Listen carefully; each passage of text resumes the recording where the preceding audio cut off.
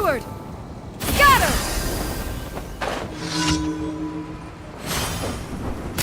Access denied.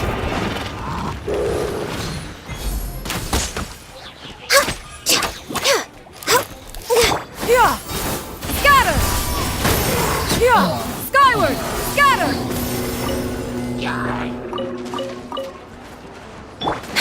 No touching.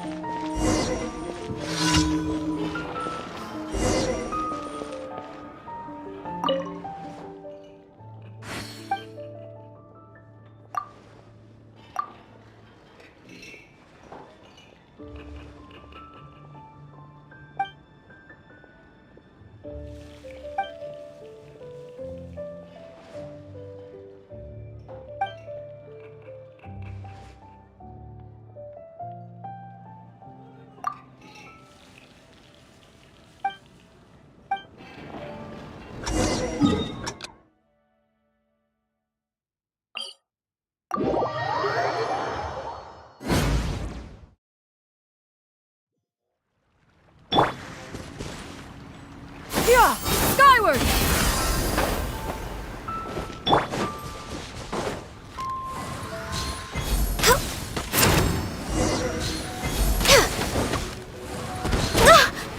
next on the agenda?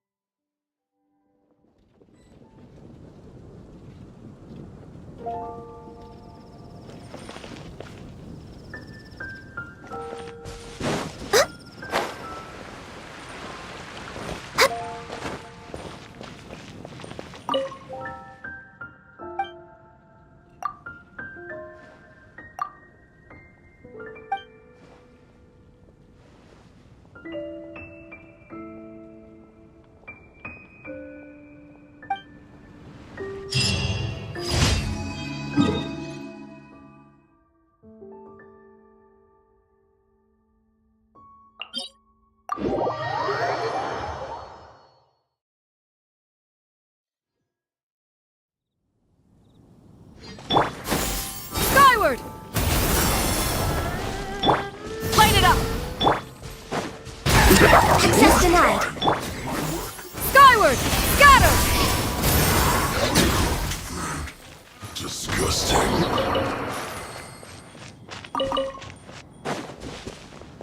Yeah! Scatter! Skyward!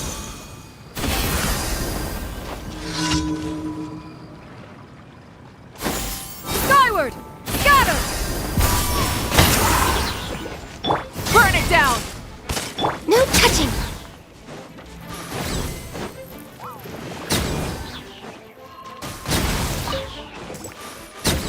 Yeah!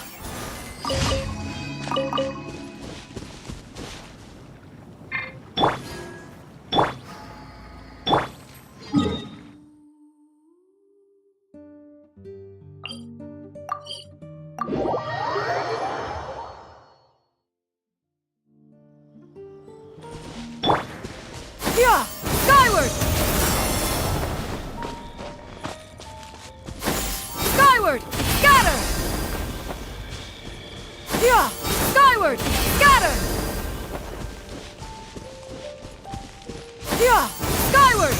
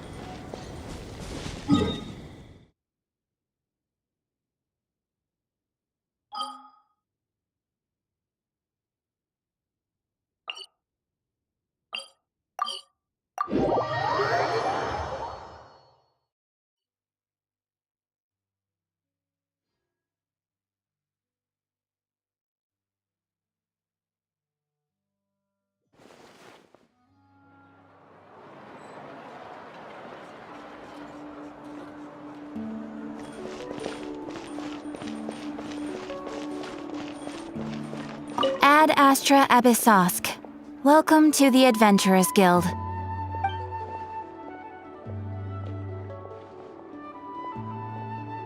Thank you for completing today's commissions. Here is your reward.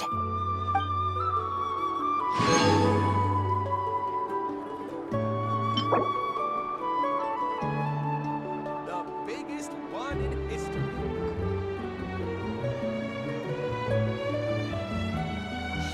You might want to get a guide if you're not familiar with the area. Keep your voice down.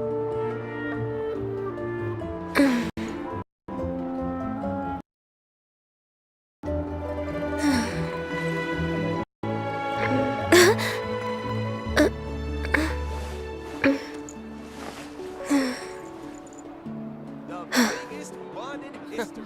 Is the ability to not get lost some sort of talent?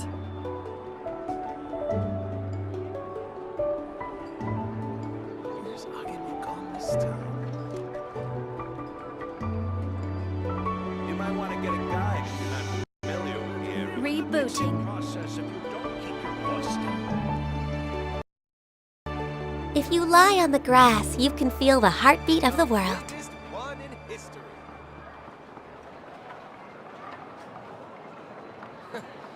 Is the ability to not get lost some sort of talent? This time.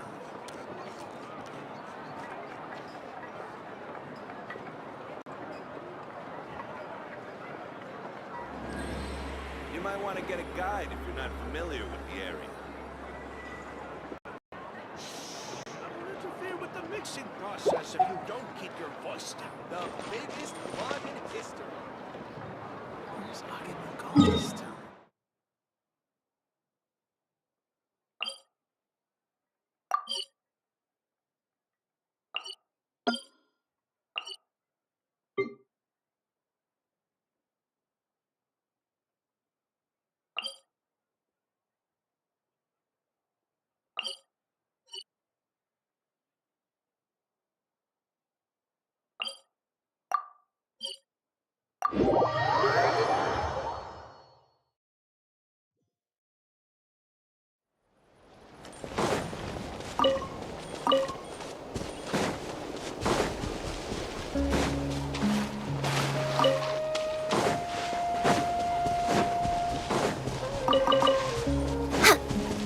We're way behind schedule. Next on the agenda.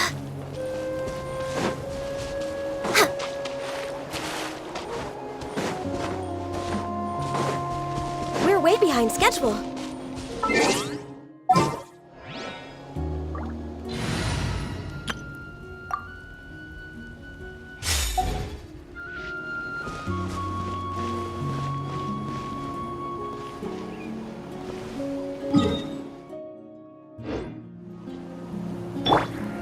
Take me up!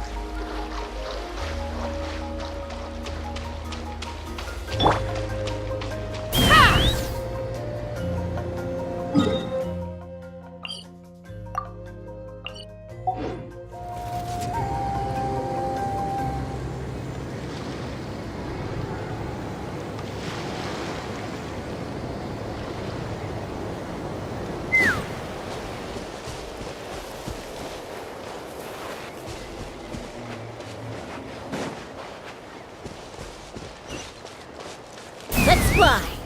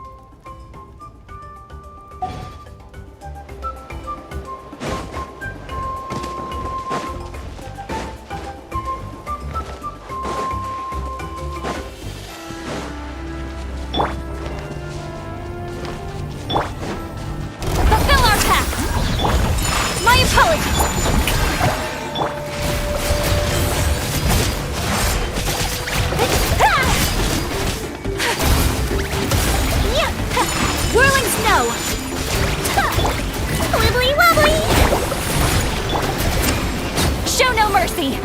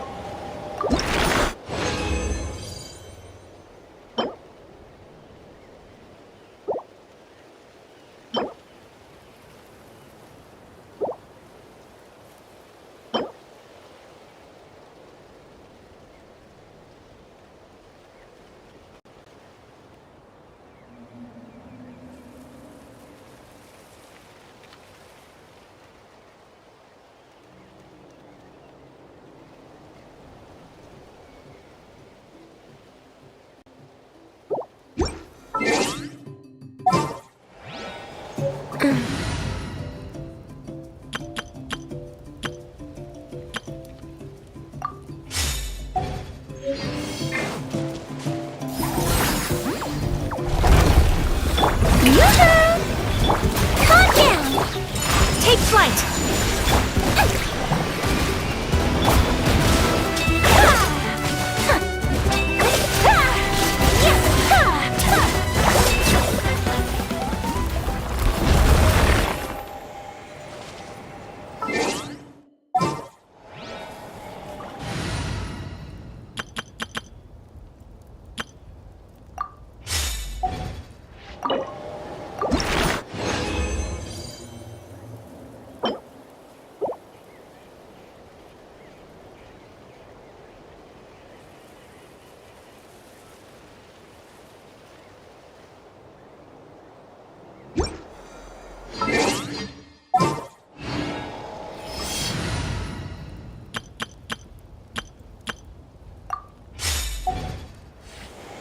Get to work! Strike a pose! My apologies!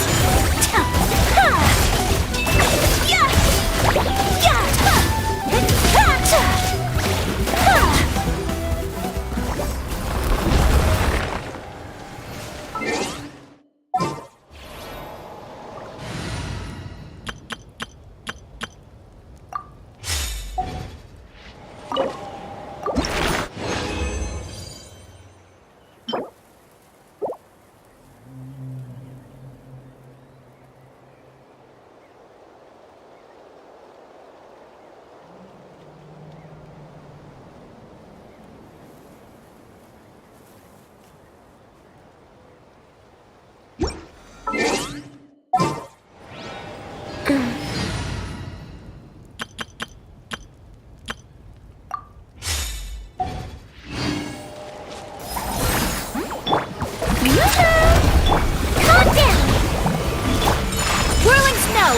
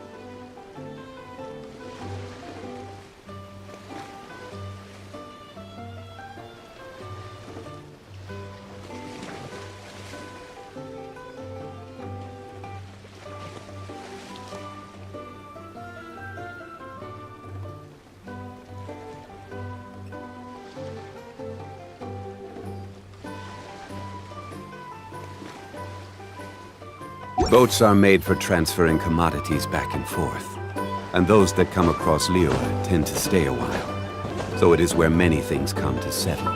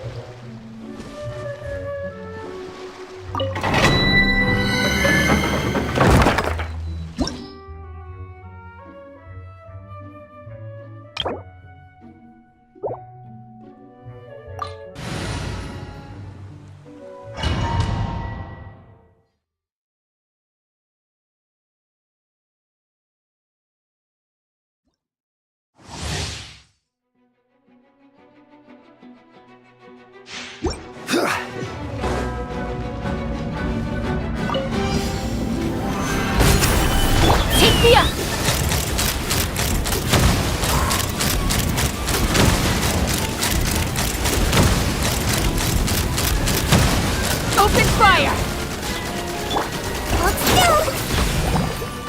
Rise with the sun! Gather! Ha!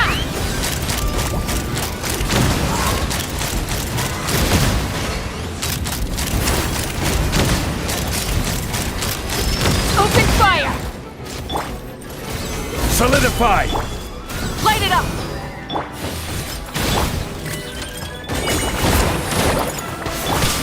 Take me up! Locked on! Locked on!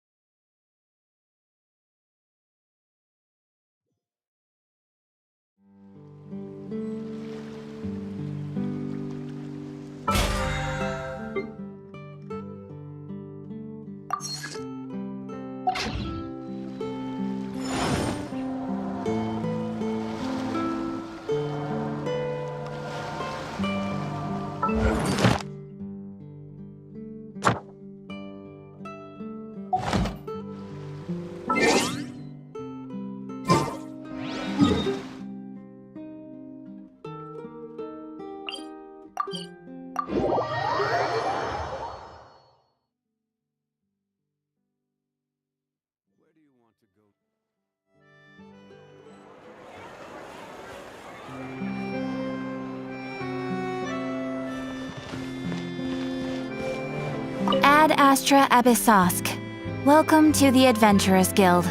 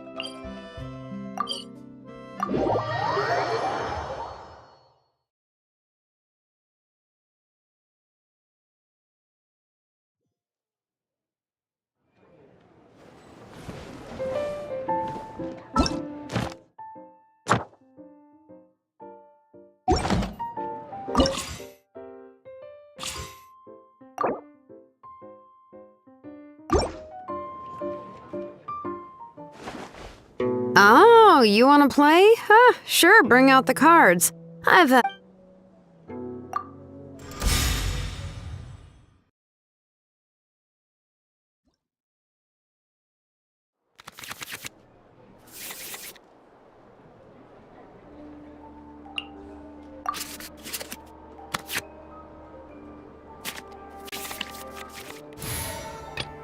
You're trembling.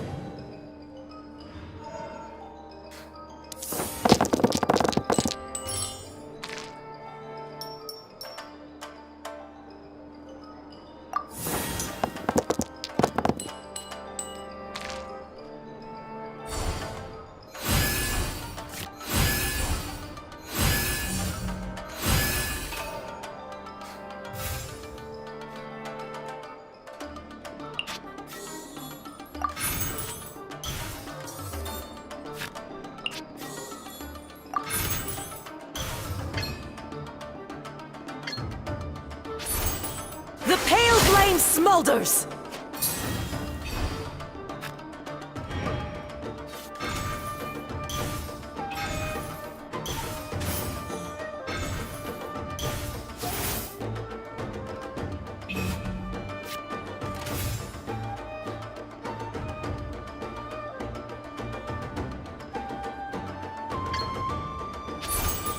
The enraged earth will not absolve you! Surf's up!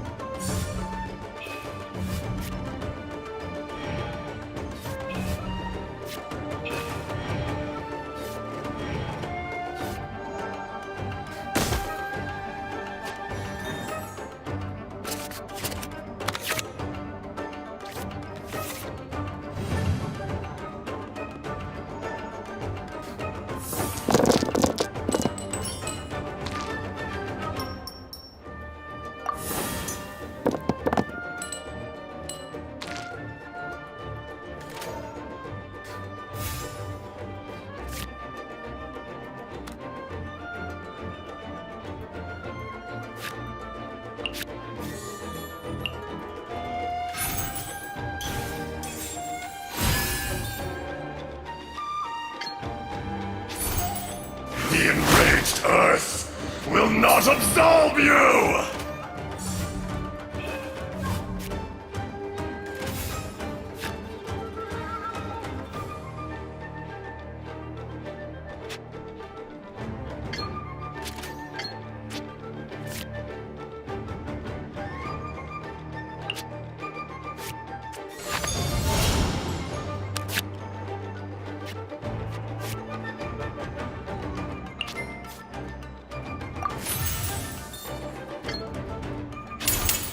Today, you witness your reckoning!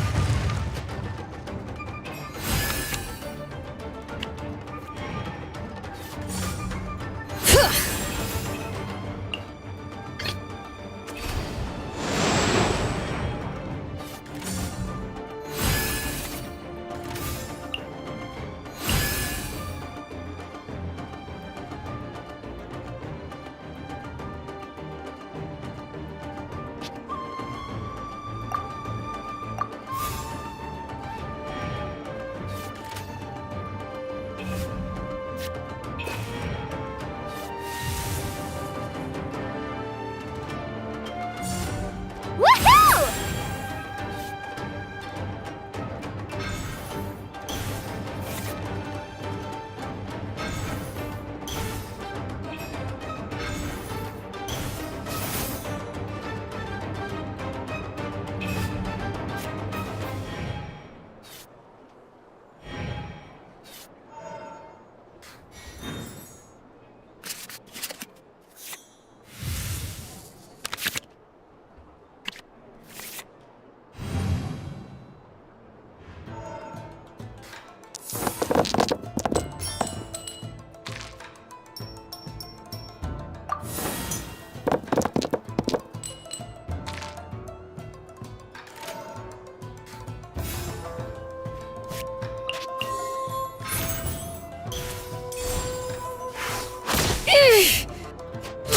The flames! Ow.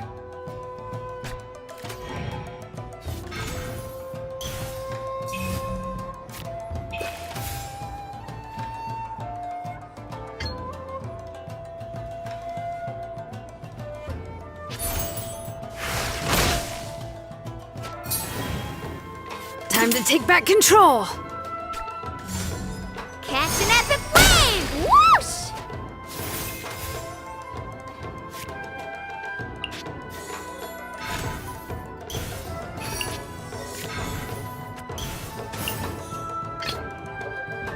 You're trembling.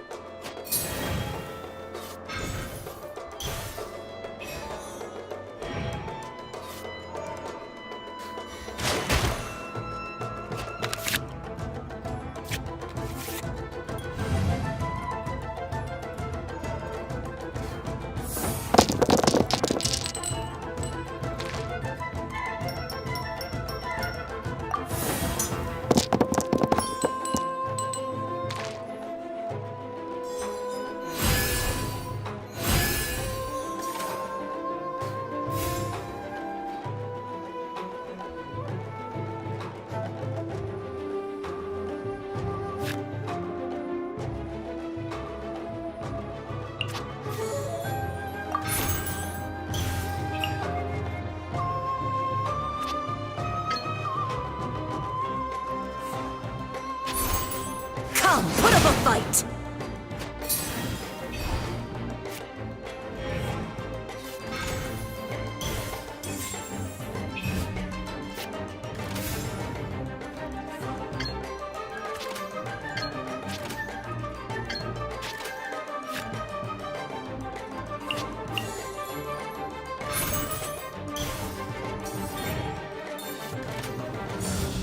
Woohoo!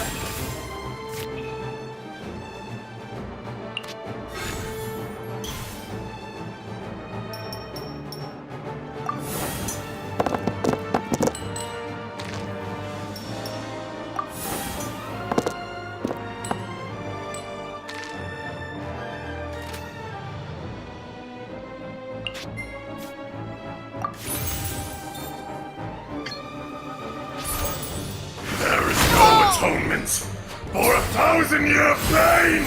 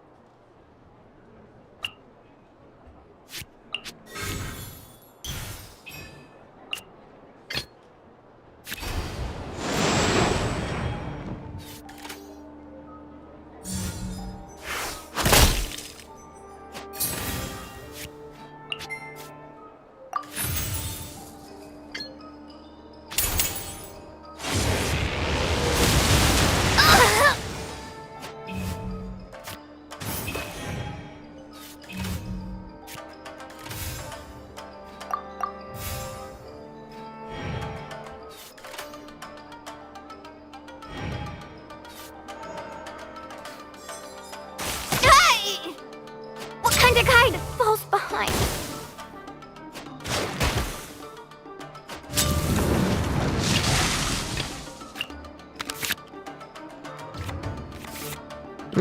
Not too shabby.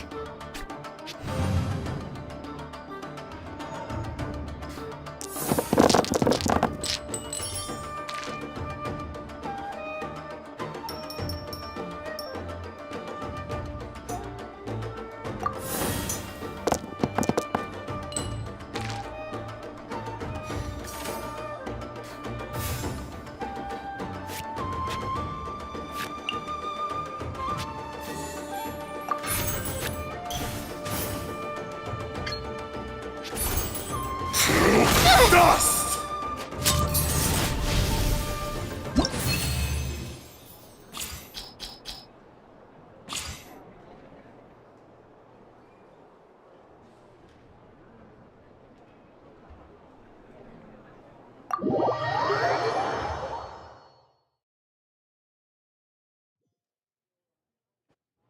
Ah, you won.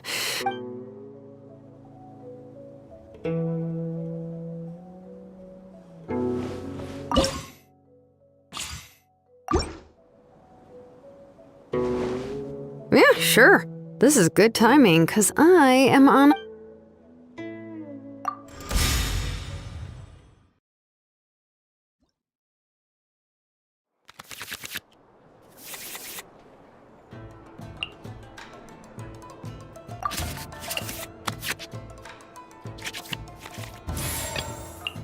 Tremble and submit, mortal!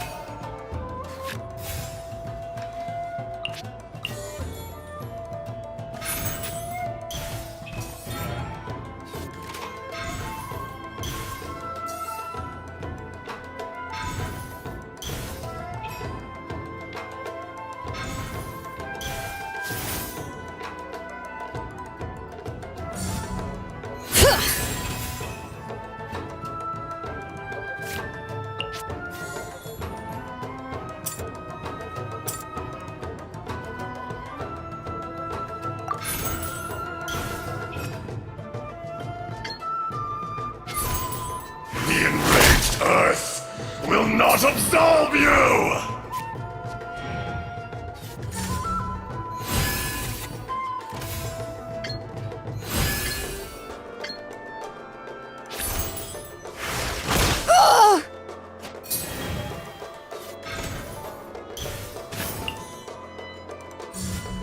Bring it!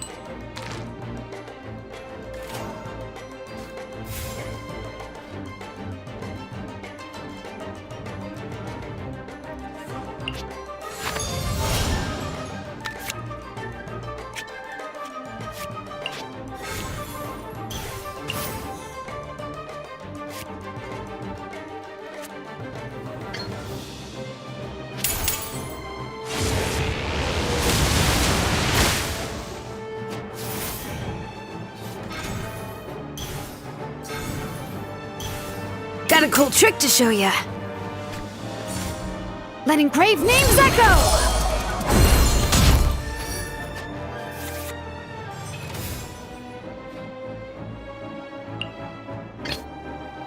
dare overstep your mortal authority?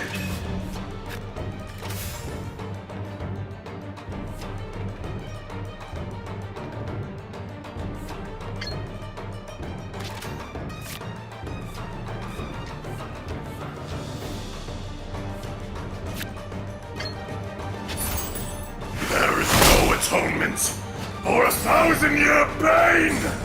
Woohoo!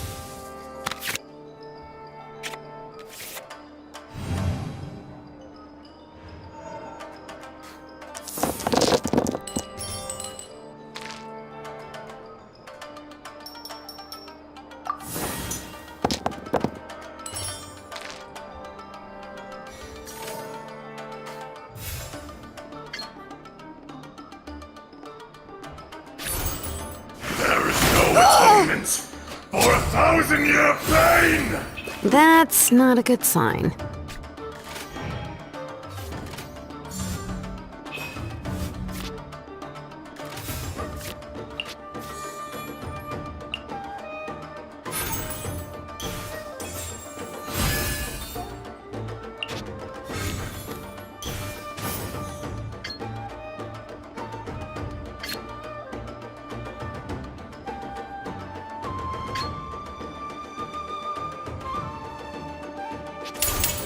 You stand upon your tomb, though you know it not!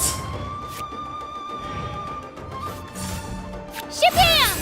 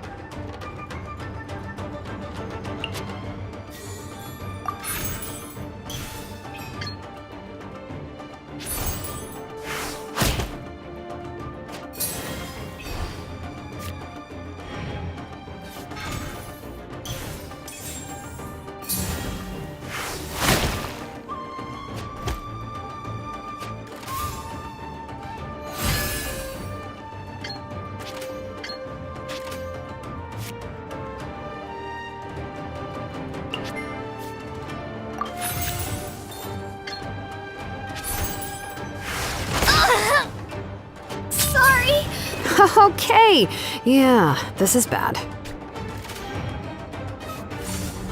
Surf's up!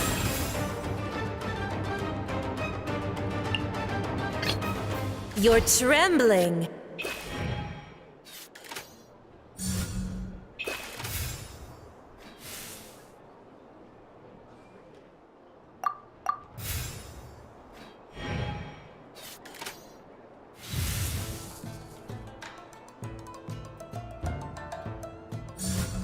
Woohoo!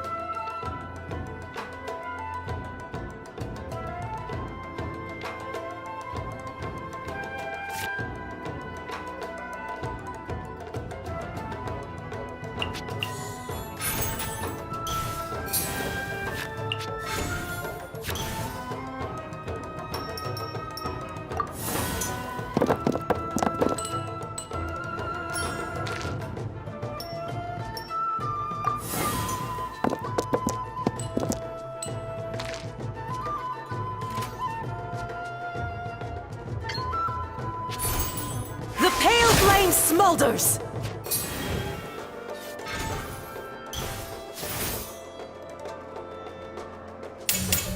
Check this out! Best of luck!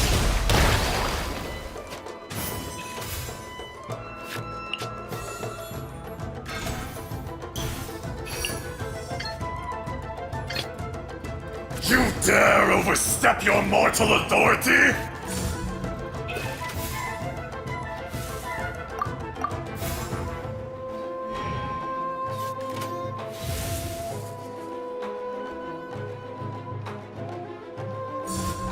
Amazing!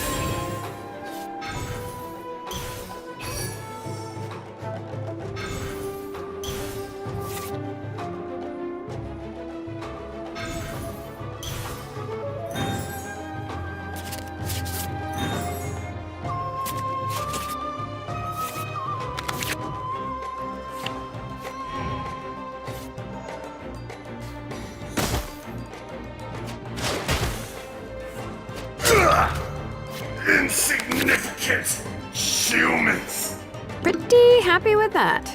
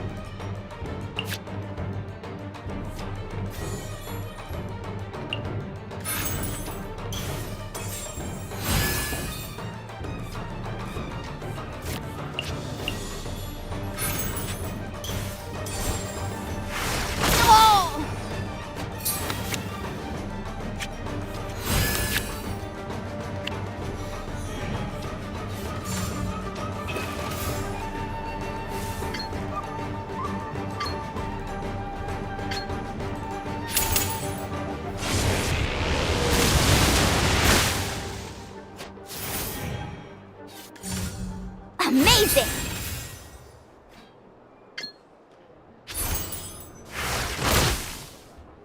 What kind of guy falls behind?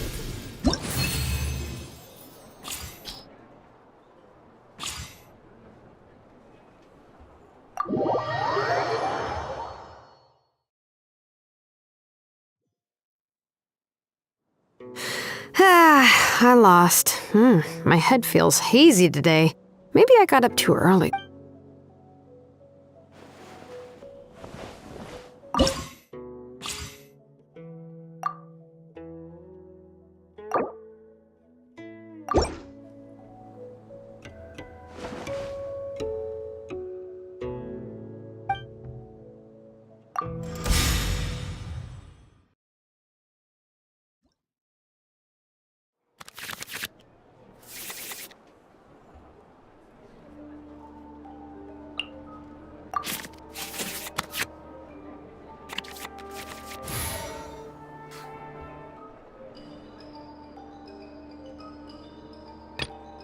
You dare overstep your mortal authority?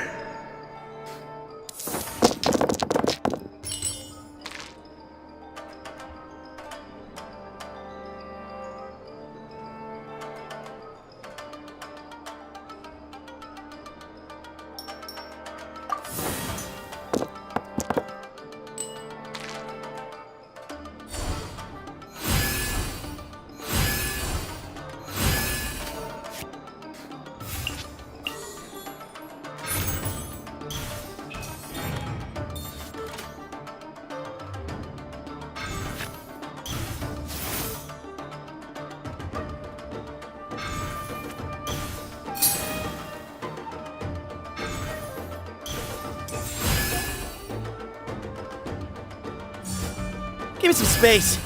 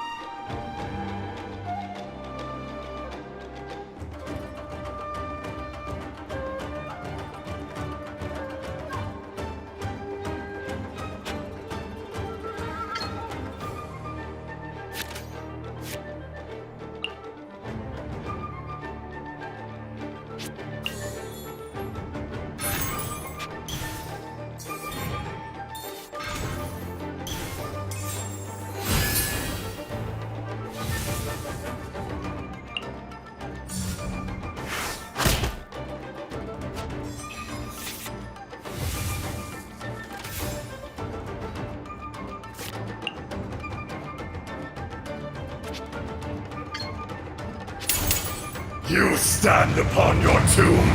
I know it not.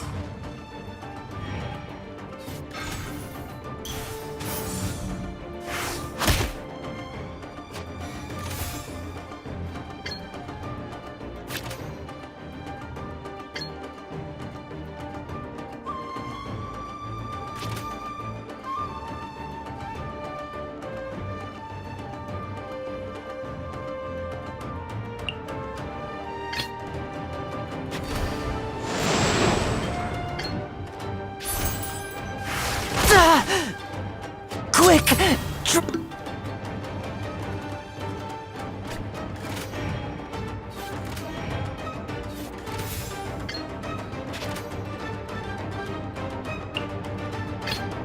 You're trembling. The pale flame smolders!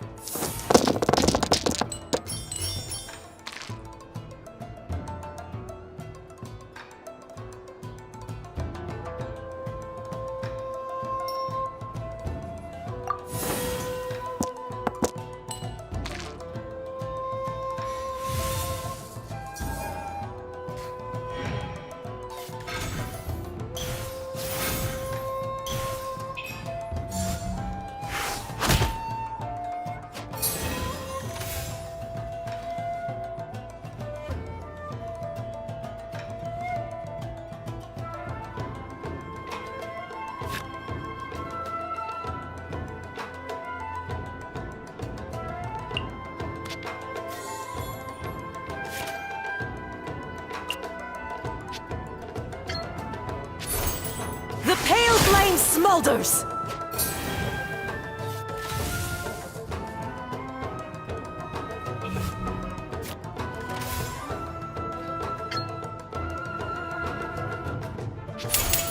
Witness my suffering!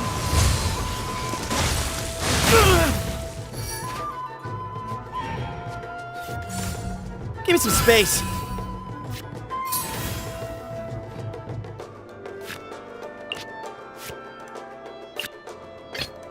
You dare overstep your mortal authority?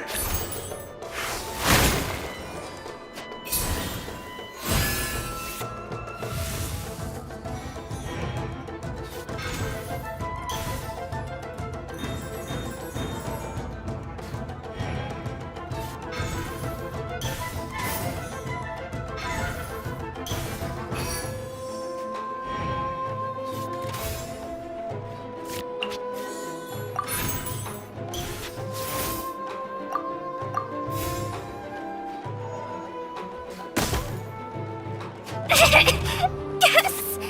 There's some things Mora can't find.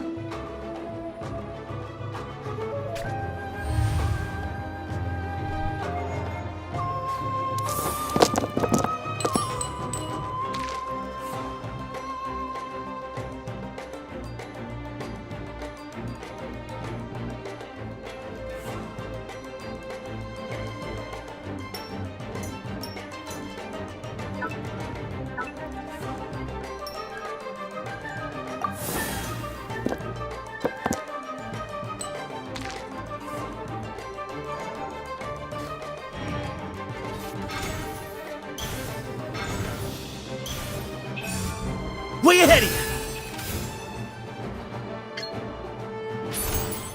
There is no atonement for 1,000-year pain!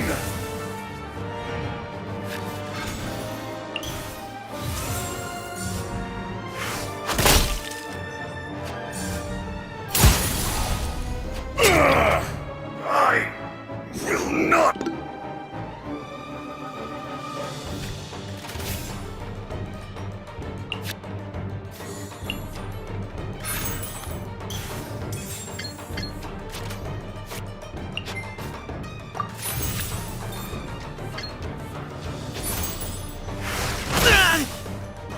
It was all in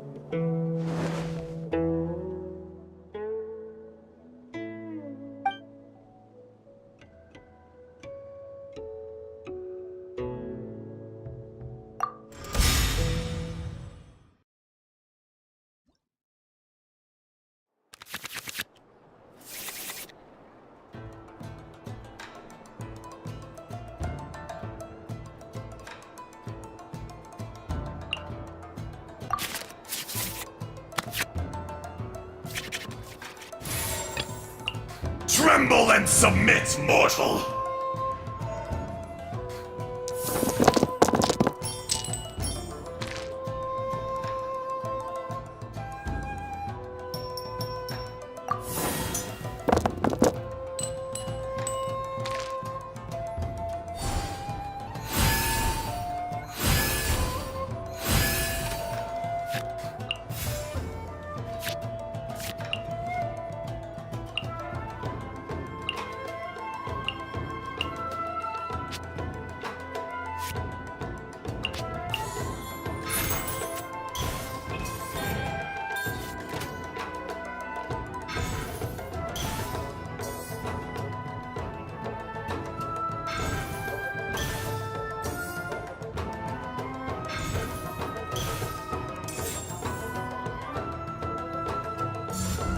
way ahead of you.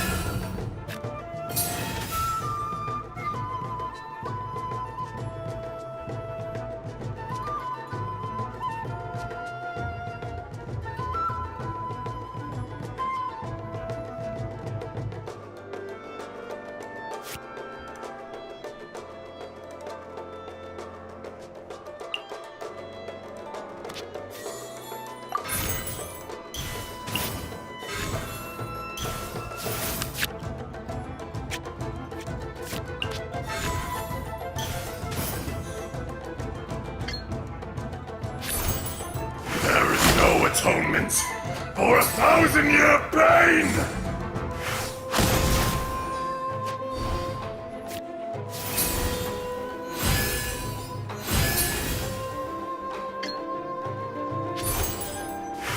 Ah!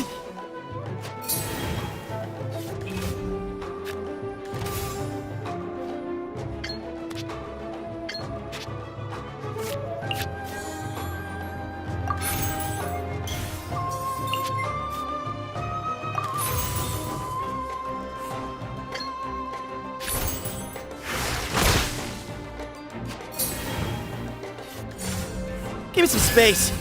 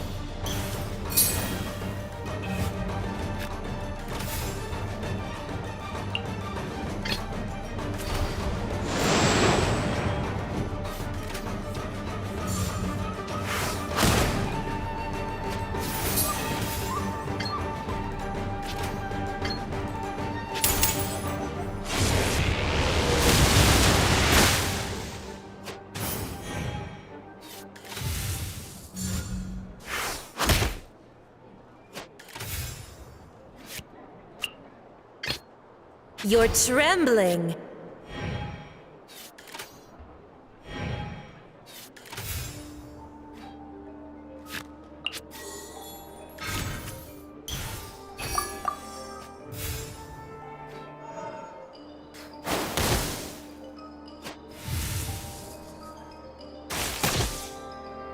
Quick! Drop the curtains.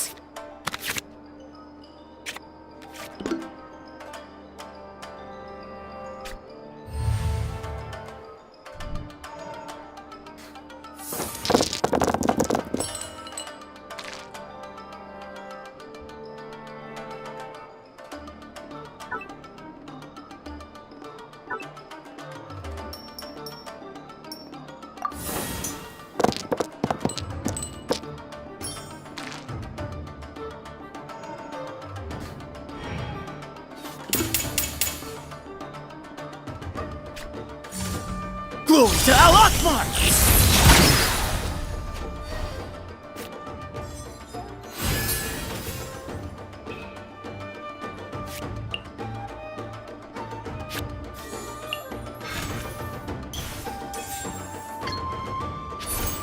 Back to the Earth!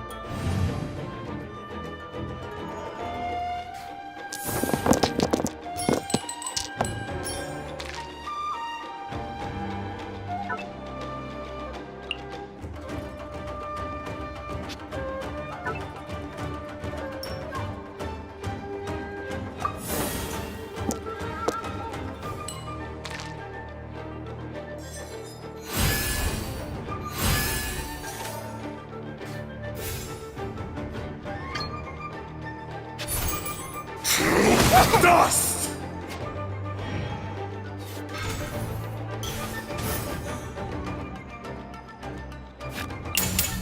Here's the goods!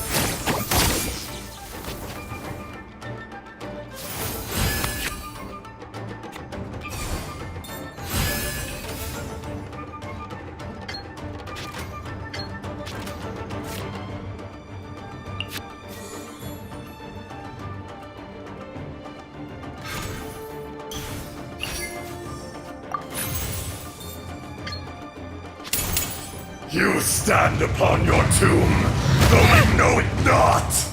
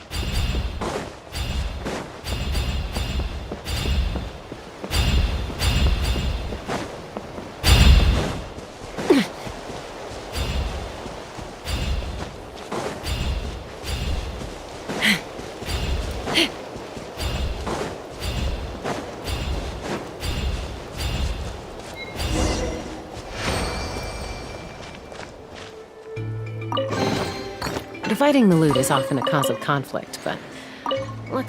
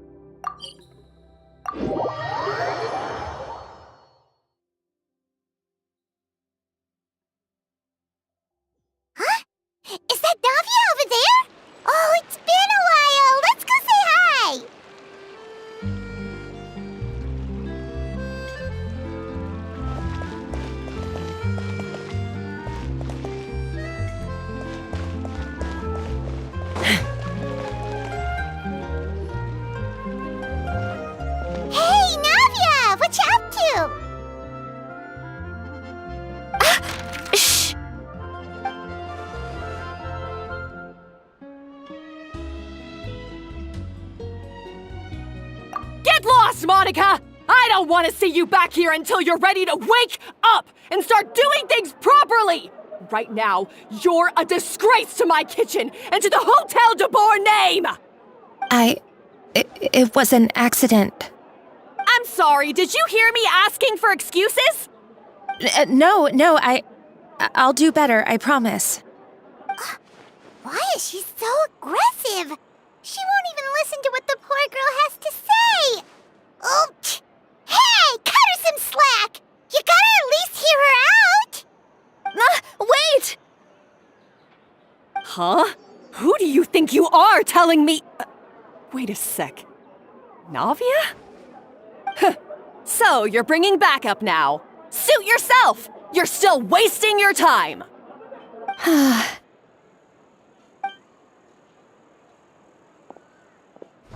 Savannah, is this how you always treat your staff? My staff is right.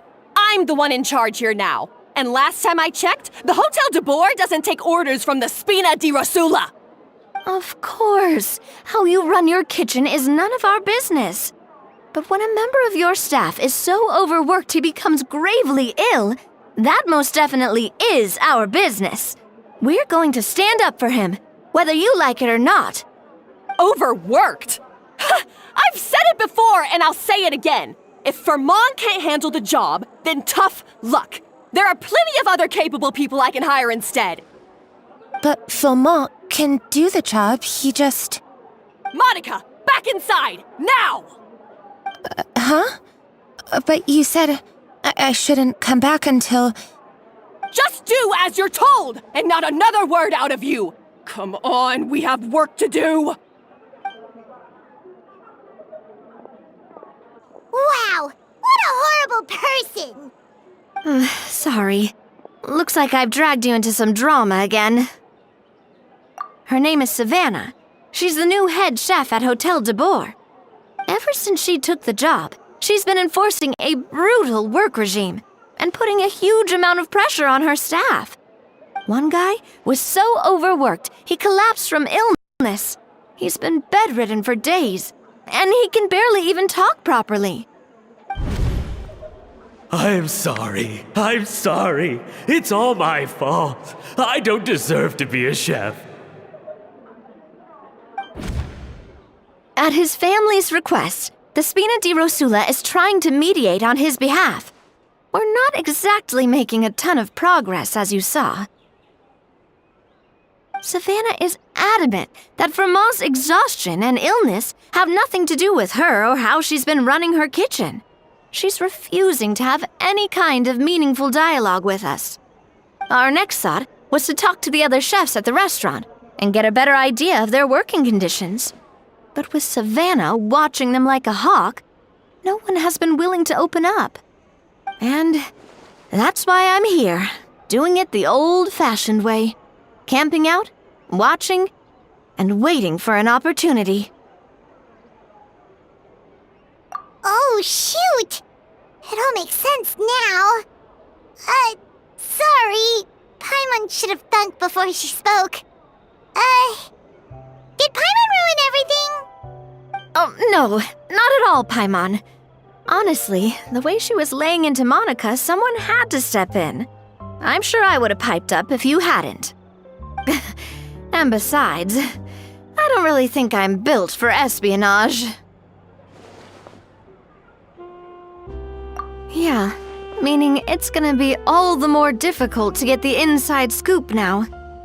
Oh, I might as well head back to the Fleuve Cendre then.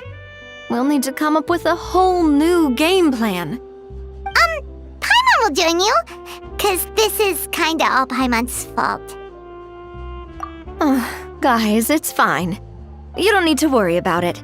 That said, if you were planning to visit the Fleuve Cendre anyway, let me take you out for a meal. I'll make sure it's a proper feast. A really famous chef just joined the Spina di Rosula's tavern. Her name is... Sorry to interrupt. I just wanted to apologize for the scene you witnessed just now. We shouldn't subject our customers to that. This is a small token from us. It's some candy from Monica. She asked me to make sure it was delivered into your hands. Monica's the one apologizing? Huh. Clearly Savannah is the one who owes an apology. Our head chef has been a little highly strung lately. Sorry for everything. All right. Since there's candy, Paimon will drop it. Not the candy. Thank you for understanding. We'll make sure to pass your feedback on to Miss Savannah. A little highly strung, huh?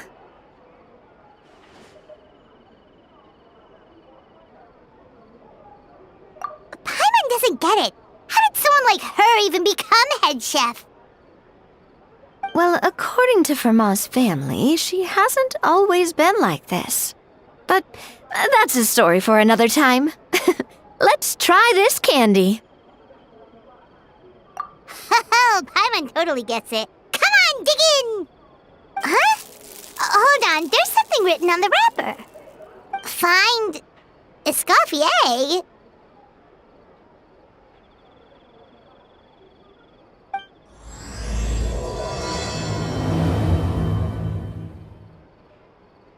Escoffier?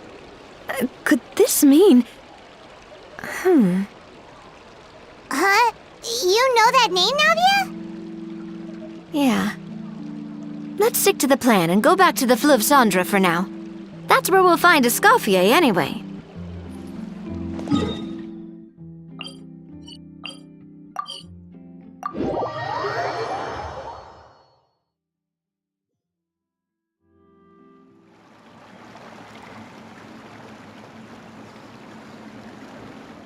So, who is this Escoffier anyway? Well, for starters, she used to be the head chef at the Hotel de Boer, before Savannah. She recreated the legendary Gâteau de Boer and restored the restaurant back to its former glory. Safe to say, she's the most renowned head chef in the Hotel de Boer's history, after the culinary genius Modeste himself. Gâteau de Boer? That's the super exclusive cake that they only sell a few slices a day, right? Wow. Why the heck would she let Savannah take her place? Well, apparently, the Hotel de Boer was reported for a safety incident. Someone claims that the kitchen was adding an illegal substance to their menu. But none of the chefs had any idea how it could have gotten into the food. In the end, Escoffier decided that as head chef, she should take responsibility. And she was sent to the Fortress of Meripede. The Fortress of Meripede?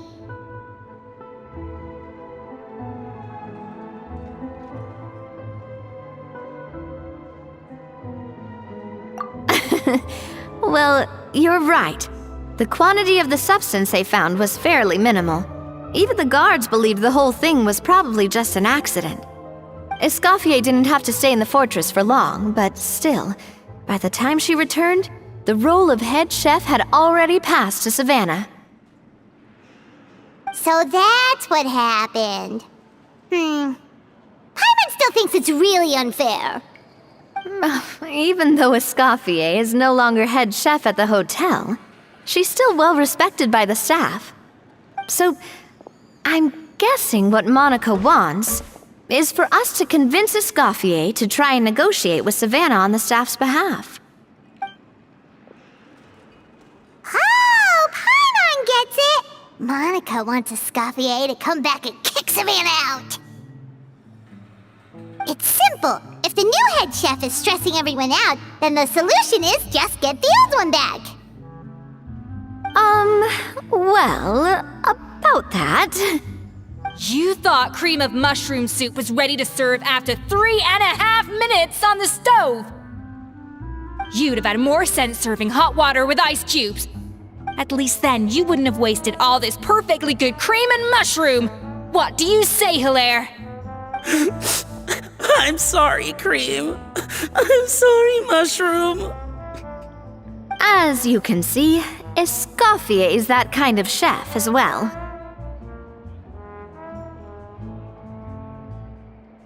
You have to leave it on the heat for long enough to allow those flavors the chance to come out. Don't be fooled by the aroma when the water first starts to boil. Got it? Yes, Chef. Then go back and do it again. The customers are still waiting. Remember where you went wrong and don't repeat the same mistake twice. Yes, Chef.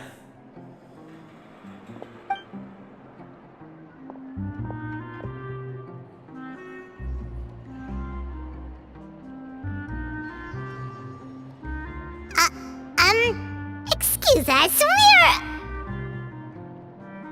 Waiting to be served?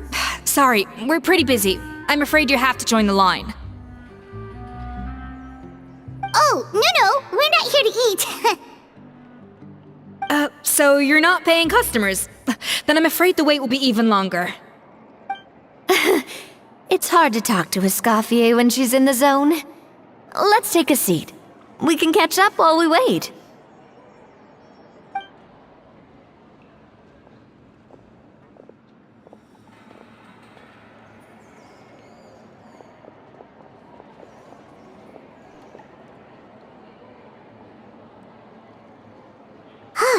Looks like the rush hour is finally over.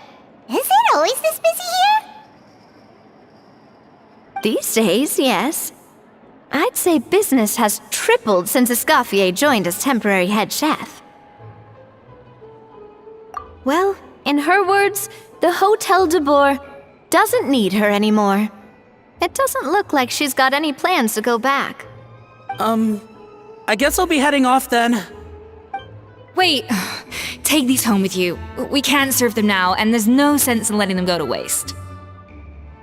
Oh, thank you, Chef. For what? Like I said, I just don't want them going to waste. Oh, and tell Fiamma to get well soon, so you're not running yourself ragged every single shift. Fiamma. That's the second time we've heard that name. Who is that again?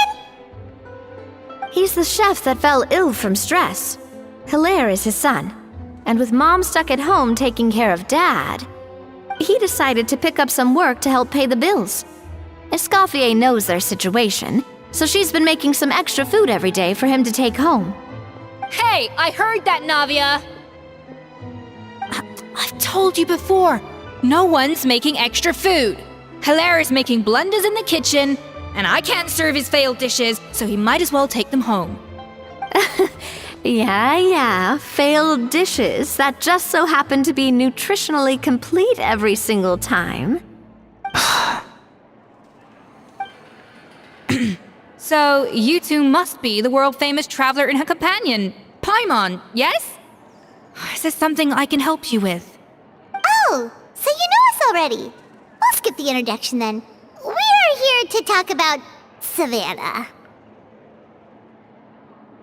Oh, I certainly am. The Spina's headquarters are right next to the tavern.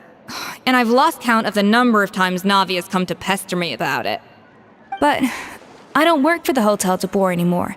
And being ex-head chef doesn't give me the right to interfere with that business. Besides, I'm the one who persuaded Savannah to take the job in the first place. What? Well, she was a much gentler person back then. A little timid, even. She wasn't at all confident that she was the right fit for the role. That's hard to believe. Are we definitely talking about the same Savannah here? Honestly, I do wonder if she's just emulating me. I mean, I'm not the most pleasant head chef to be around either. Anyway, suffice to say that given the history between us, it'll be tricky for me to tell her she's doing her job wrong without coming across like a huge hypocrite. Fiamma and the others probably think that Savannah gets it all from me. I wouldn't be so sure about that, Escoffier. Look at this note we got from Monica. She mentioned me. Whatever shortcomings you feel you have, it looks like Monica still trusts you. As for the others, well, how can you know what they think unless you ask them? Monica. Plus, it's not like we're asking you to storm in there and raise hell. we're only in the initial phase of our investigation. All we're trying to do is get the other chefs to open up to us. Oh, Monica. Oh, Monica. Escoffier? I can't believe her. Powdered sugar is supposed to be applied sparingly. Look at all that on the wrapper. It's thicker than the sole of my shoe. Unbelievable. I won't stand for this. She has to learn. Come on, we're going. Wait, so now she's,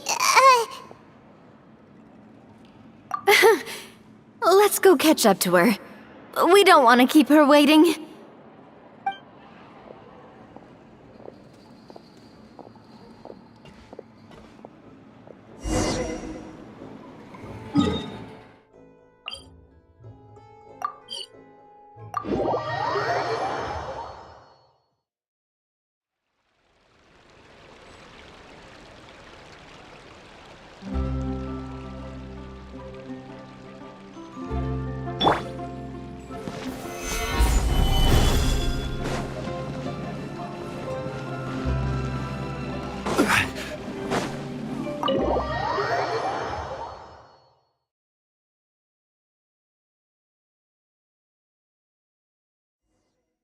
Wait, she looks like... Is that Escoffier? Escoffier? I'm sorry. I'm so sorry.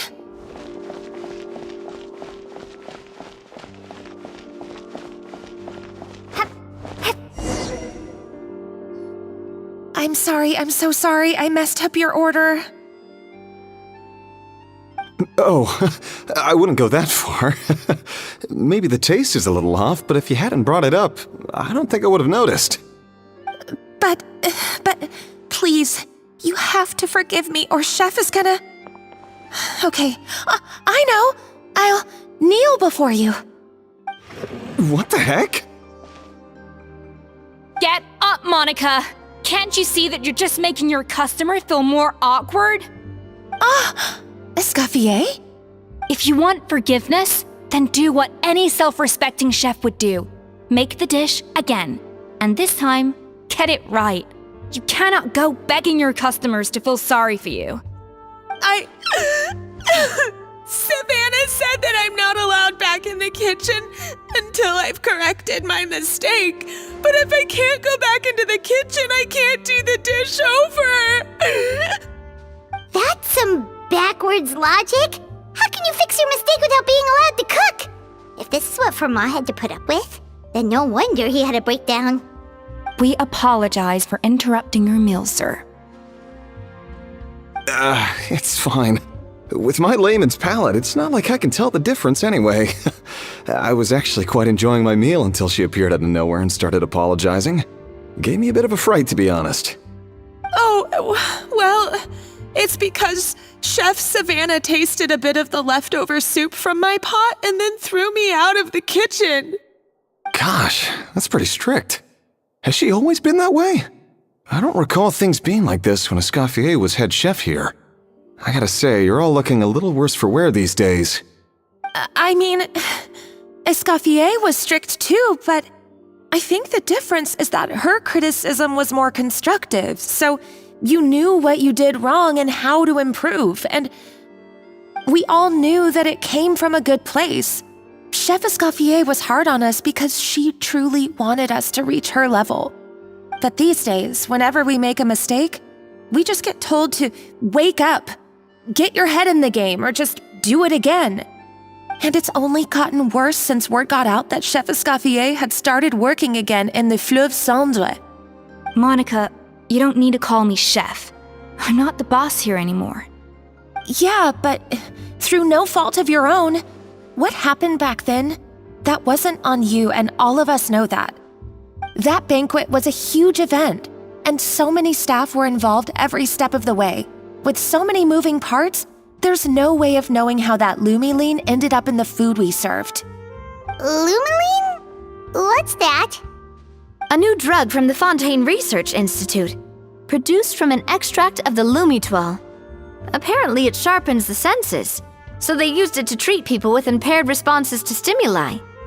Oh, yeah, I've heard about that. They found out you can use it as a flavor enhancer since it stimulates the taste buds. Makes things pretty addictive. They also found that overuse can have mood-altering effects and even lead to nerve damage. So it quickly ended up on the guard's list of controlled substances.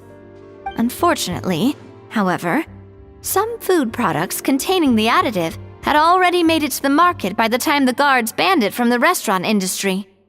Everyone knows that in all likelihood, someone probably just purchased a batch of contaminated ingredients by mistake. But you took all the blame. We all know why. You just didn't want to see this turn into a place where tensions are constantly running high, because everyone's suspicious of each other all the time. And now look at you, a fry chef in the Fleuve Cendre. What are you trying to say? Sure, the Spina's Tavern is no Hotel de Boer, but come on, it's not that bad, is it? Oh, the Fleuve Cendre, you say? Great! That's where I'm dining from now on. Monica, I'm very happy with my current job. And there's no changing the past. We just have to let bygones be bygones. Besides, at the end of the day, I was the head chef, regardless of whose mistake it was. Ultimately, the responsibility lay with me. If only Savannah was half the boss you were. I'm sorry? Do you have a problem with my conduct as head chef? No, chef. So you do remember who's boss? Escoffier? I thought you'd left this place for good. What are you doing back here? What happened to you, Savannah? Why are you acting like this? When I turned this place over to you, You made me the head chef and gave up your right to tell me how to do my job. You're not the boss here anymore, so stop acting like you own the place. Whoa. Sounds like someone has a chip on her shoulder.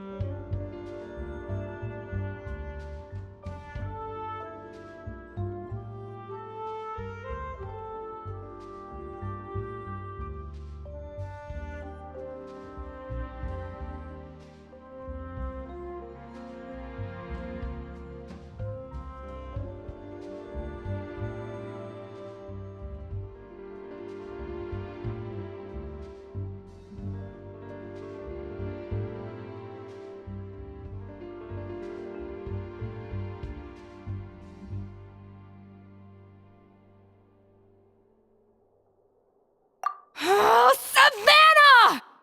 My God, have you grown a temper since I last saw you?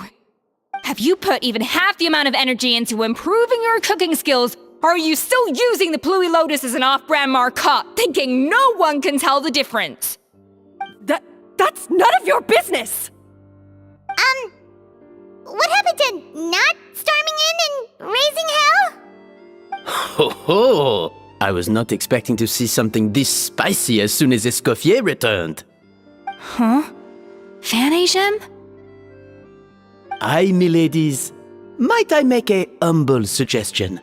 Given that we have ourselves a tête-à-tête between chefs at the Hôtel de Bord, I dare say it would be de rigueur to settle this the traditional way. The traditional way?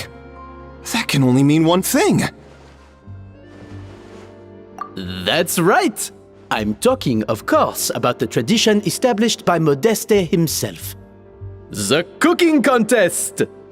According to legend, the founders of Hôtel de Bord, Modeste and Savelli, used this method to resolve all of their disputes.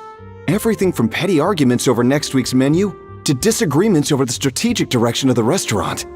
The cooking contest would decide who had the final say. Huh. Sounds like they had a lot of free time on their hands.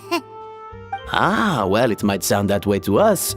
But in fact, the cooking contest played an enormous role in motivating chefs to hone their skills, reaching new heights of excellence in the culinary arts.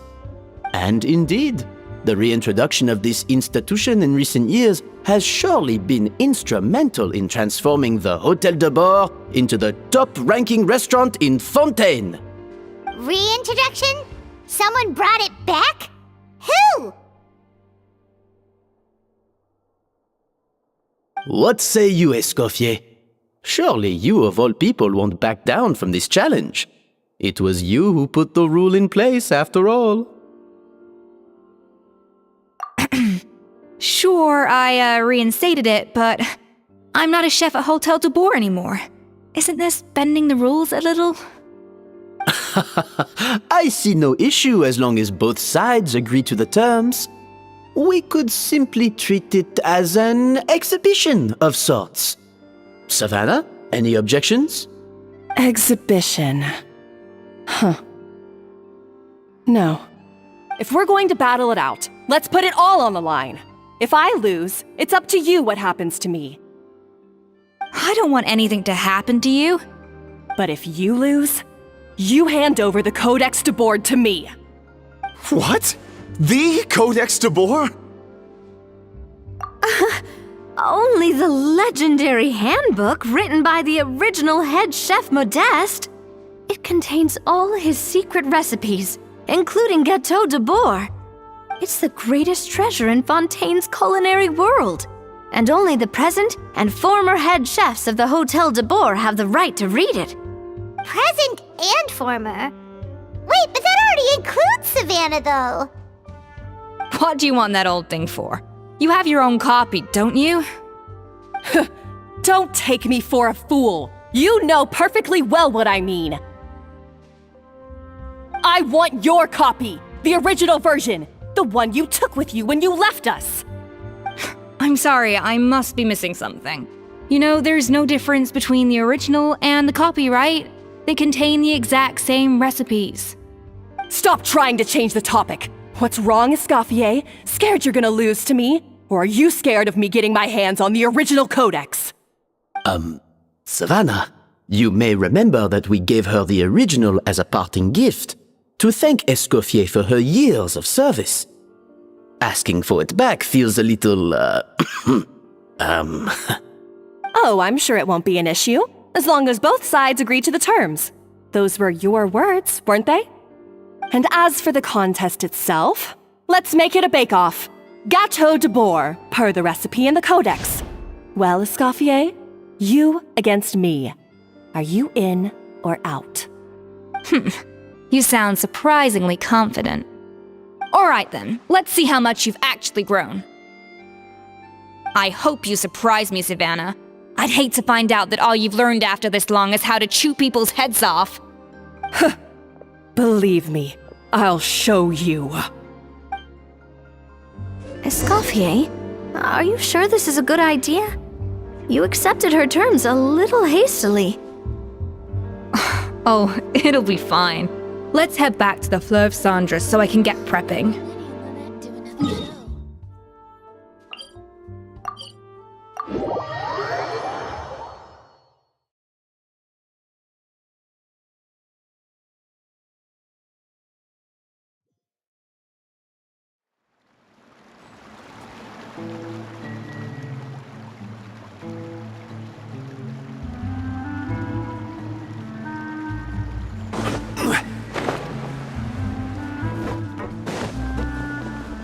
I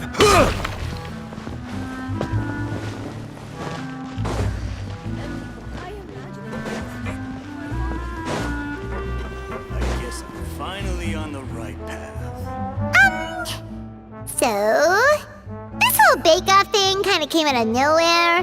Was it really sensible to just go along with it?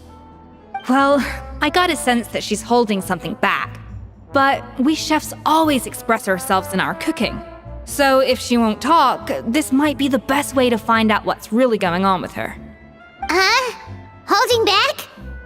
Sure didn't sound that way to Paimon. Escoffier only picked up on it because she's the same way. Always closed off, never letting you know what she really thinks. That's patently false, at least where your macarons are concerned. I've been nothing but truthful with you about the disgraceful amount of sugar you use. Okay, that's one case where you can keep your thoughts to yourself. Oh, that? Well, it's not so much a recipe book as a diary of Modeste's adventures.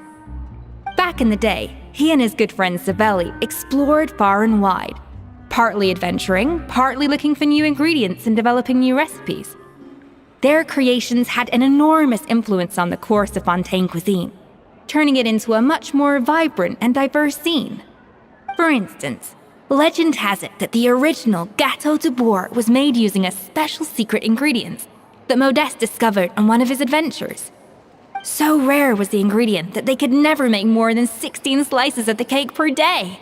But everyone who tried it claimed that it was one of the most blissful and invigorating things they had ever tasted. Modeste and Savelli went on to found the original Hôtel de Bourg, which catapulted them to stardom in Fontaine's culinary world. Especially Modeste. He was hailed as a once-in-a-generation genius, and over time, the recipes from his adventure log became known as the Codex de Bourg. Ah, Paimon's heard this kind of story before. Armed with the Codex, the Hôtel de Bourg took its rightful place as the finest restaurant in the land, serving those recipes for centuries to come. Something like that? What? No, of course not. Cooking is a constantly evolving art form. How could any restaurant survive if they only served food that was popular last century? Anyway, never mind centuries. Savelli and Modeste parted ways not even 10 years after their rise to fame. Then, Modeste passed away while he was still in his prime. And that was it. The end of the Hôtel de Bourg's heyday. It fell into decline, and for most of its history, it was just a nondescript place with a couple of cheap tables. It's only in recent decades that it started recovering. Even then, it still took numerous relocations and changes of management before we finally ended up with Vanigem and the restaurant we have today. Oh! So the Codex really isn't all that, then. Paimon figured it was like one of those mystical books they have in Liyue's martial arts novels, where the main character learns all their secret powers from. Yes, well, that's fiction, and this is reality. You can't meet the tastes of modern diners by following some ancient recipes from a dusty old book. Case in point. Even the Gâteau de Bourg they sell now is actually Escoffier's reimagination. Wait, really? Why though? Didn't that recipe make it into the Codex? It did, but like I said, it's the dusty old book now, and the records aren't as legible as they once were. Not to mention that there's no way of finding the secret ingredient Modeste wrote about. So, reimagination is right. I consulted some historical records and took what I could from the Codex. But ultimately, the Gâteau de Bourg today is my own recipe.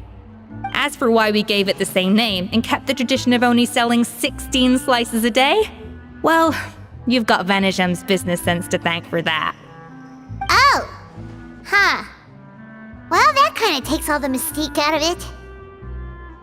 Hey now, it might not be the original Gâteau de Bourg, but it's still the most delicious cake in Fontaine today. And who knows, maybe Escoffier's version is more suited to your palate. Just think, if the original truly was the perfect cake you're imagining it to be, there's no way the recipe would have been lost to history, right? Not to mention that the Hotel de Boer never would have fallen into a slump. Anyway, before I left my role as head chef, I made a copy of all the recipes from the Codex, including my own improved versions, and turned them over to Savannah. So why is she so interested in the original copy? Could it be a symbolic thing? Like, whoever holds the original Codex de Boer is the true head chef? Well, it was clearly precious enough to give to Escoffier as a parting gift. Meanwhile, Savannah only got a copy.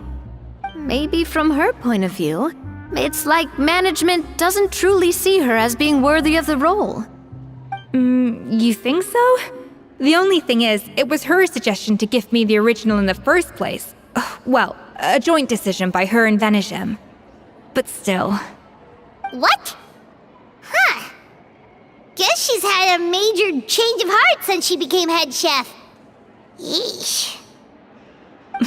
Who knows? We could speculate forever. Better to just let our Gato do the talking. It means vesting her in this bake-off, and then getting her to explain herself, even if I have to beat it out of her with a spatula. However much she's changed since we worked together, I believe that she still has her chef's pride. And if she respects the art, she'll respect the outcome of our contest. Well, I'm confident that you and your spatula can get justice for Froment. All you need to do now is win the contest. But that should be a breeze for you. Let's not get too ahead of ourselves. Gâteau de Boer is very complicated to make. Usually, it takes 3 chefs working in tandem to cover everything. Now, if I had to push it, I could probably do the work of 3 chefs myself. But I'd prefer to play it safe if I can find a couple of assistants in time. Well, that's easy. The 3 of us are veterans in the kitchen. You just need to pick 2 of us. Well, I have heard the Traveler is an accomplished cook, as well as a warrior. But be warned, I will hold you to exceptionally high standards. Think you're up to the task? Oh, count me in too. I've spent weeks perfecting my macarons after your scathing review. Even if it means competing against the Traveler, so be it. I'll show you what I'm made of. Confident. I like it. Alright, let's start with some elementary mise en place. Show me your knife skills.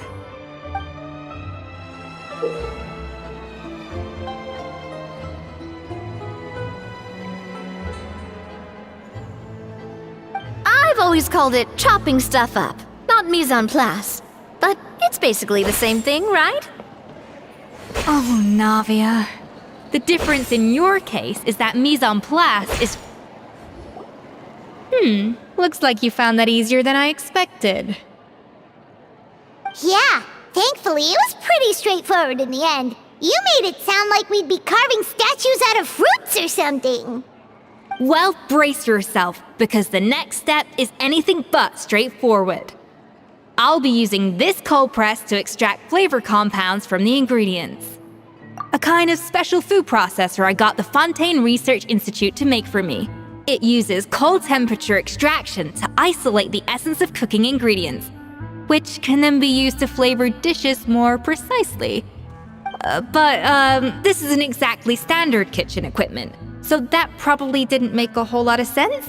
Let me give you a demonstration instead. I guess I'm finally on the right path.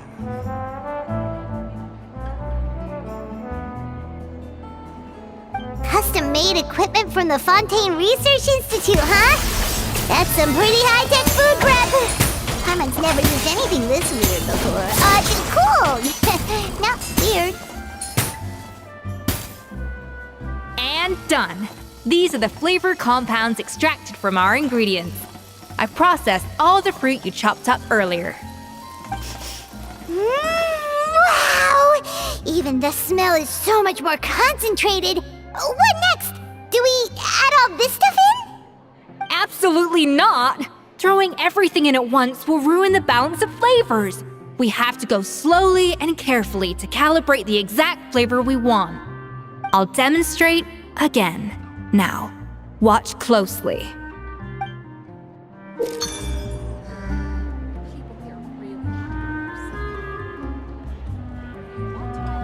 guess I'm finally on the right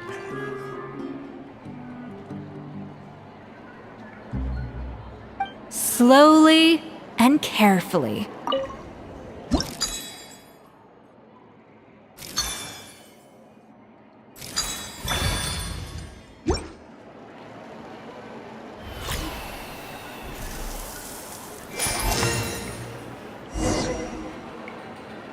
And voila!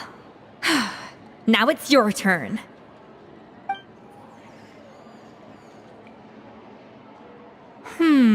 Not terrible. Considering this was everyone's first time blending flavor extracts, it could have been worse. But the traveler's work was surprisingly good. Are you sure you've never done this before? You got almost perfect results on your first try.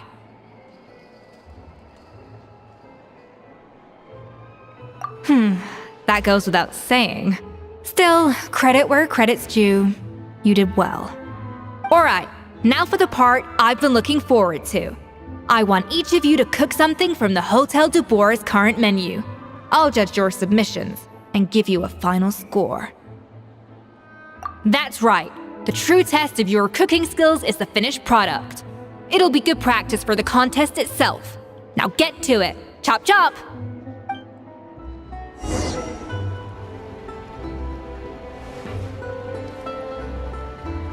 How's it going?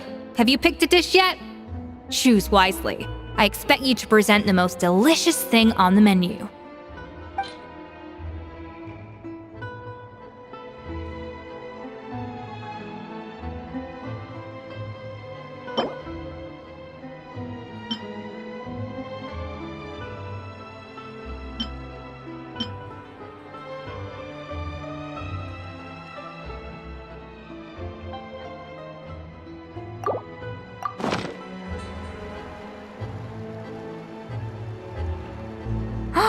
Look at that! With the grace of a snow-winged goose, as I like to say.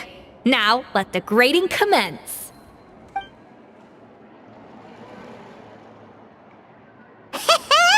Pretty good, right? Not to brag or anything, but Paimon's a bit of a connoisseur when it comes to la food. 6 points. What? Oh, well, fair enough. Paimon doesn't cook all that often, so as long as it's a pass. That's 6 out of 100. What?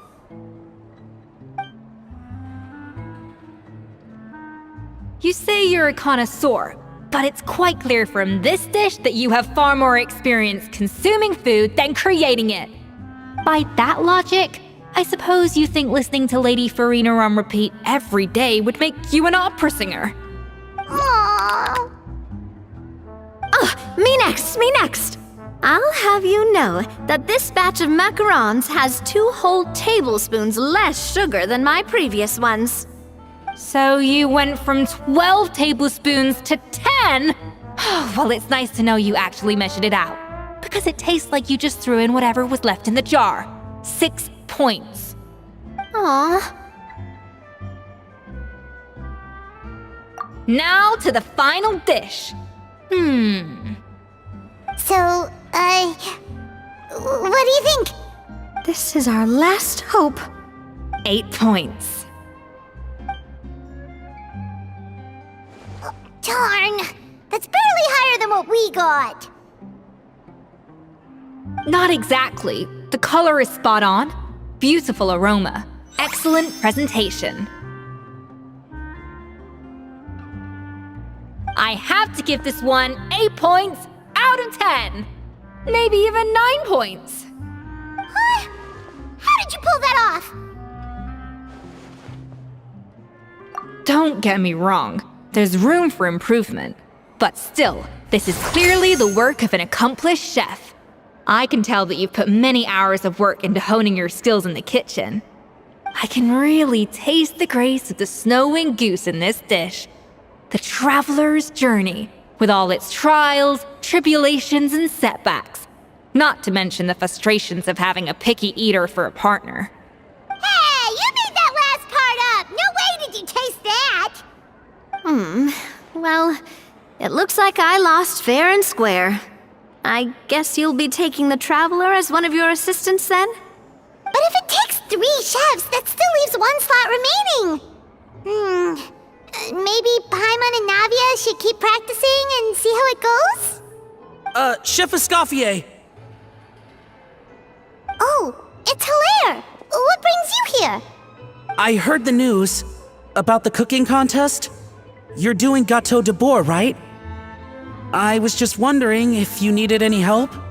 Huh. And you think you're up to the task, do you? Oh, no, I know I'm not there yet. It's actually my dad who wanted to help.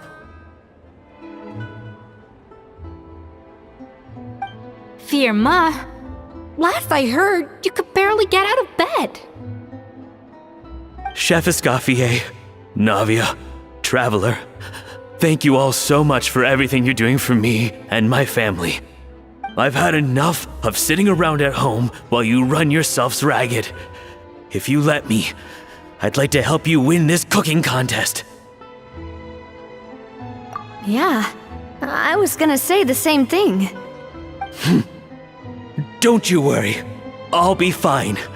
I'm feeling much better now. I'm sorry.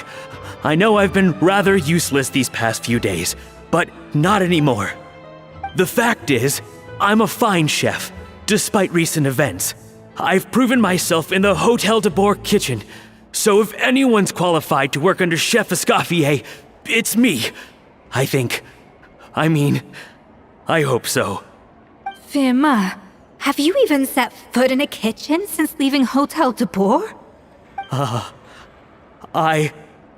I have not, but I'm fully rested now. I know I can handle it. I'll prove it. Let me whip something up for you right now.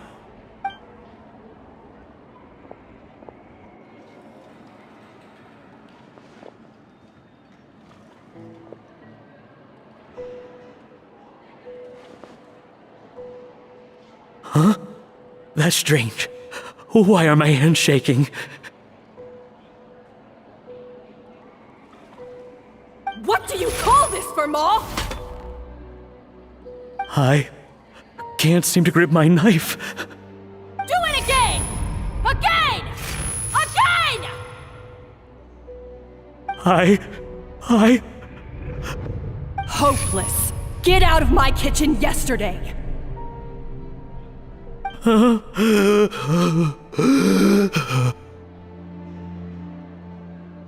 Dad, what's wrong? I don't understand.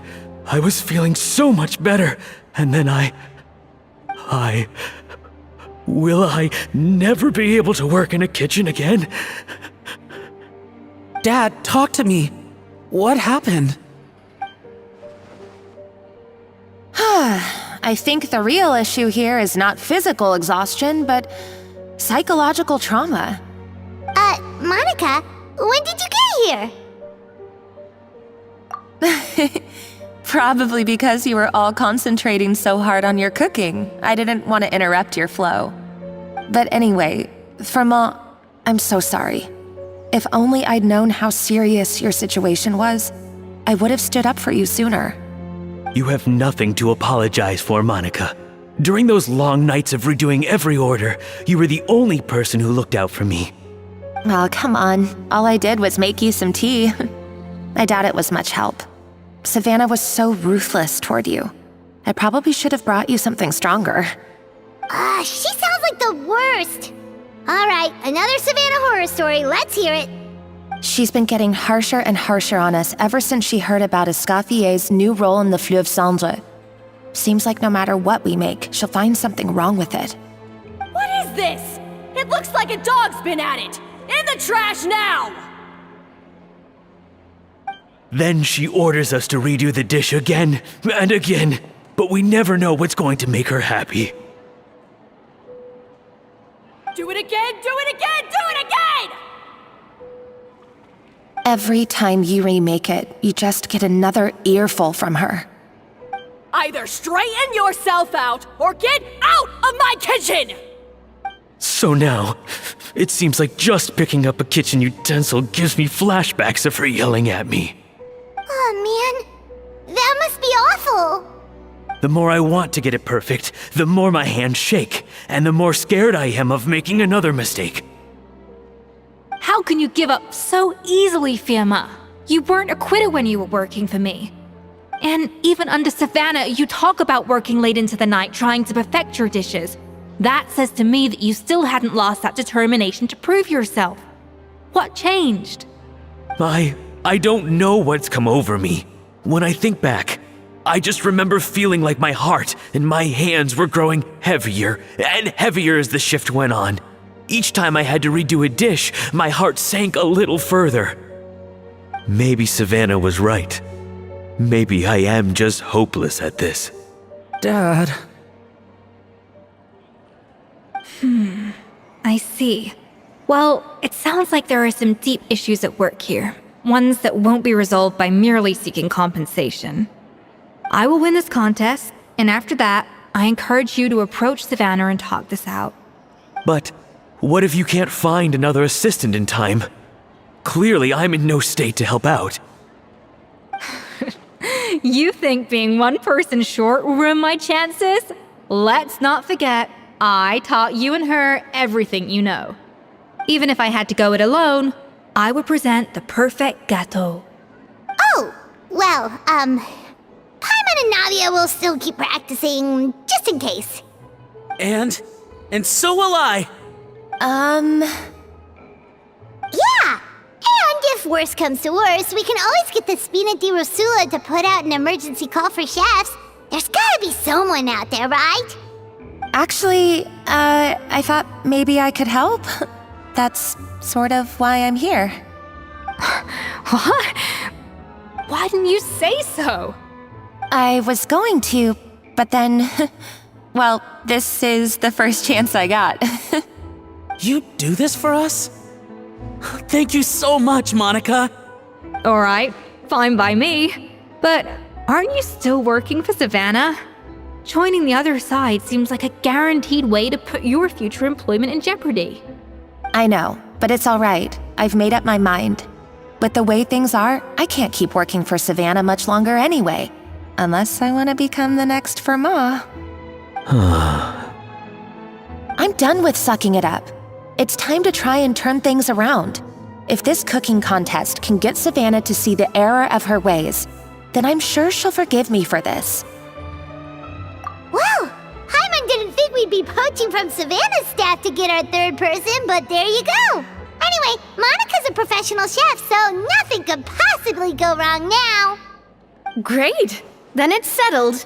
And to congratulate you all on making the team, I propose a Spina-sponsored meal to celebrate. Spina-sponsored? Wait, you mean I'm cooking? Well, I promised the traveler a feast in the Fleuve Cendre. And I know how much you've been looking forward to it. Yeah! Feast, feast, feast! Alright, if you insist, then prepare for some of the finest food of your lives.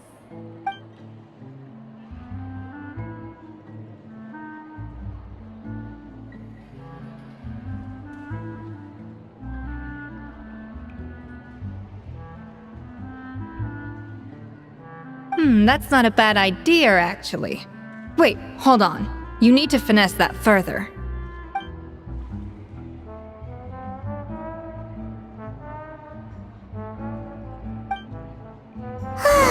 That was a dream come true. Paimon never knew Fontanian cuisine could be this good.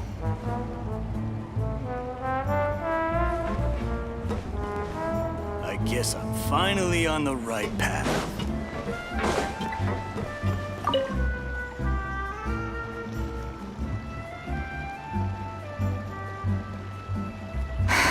Why, Savannah?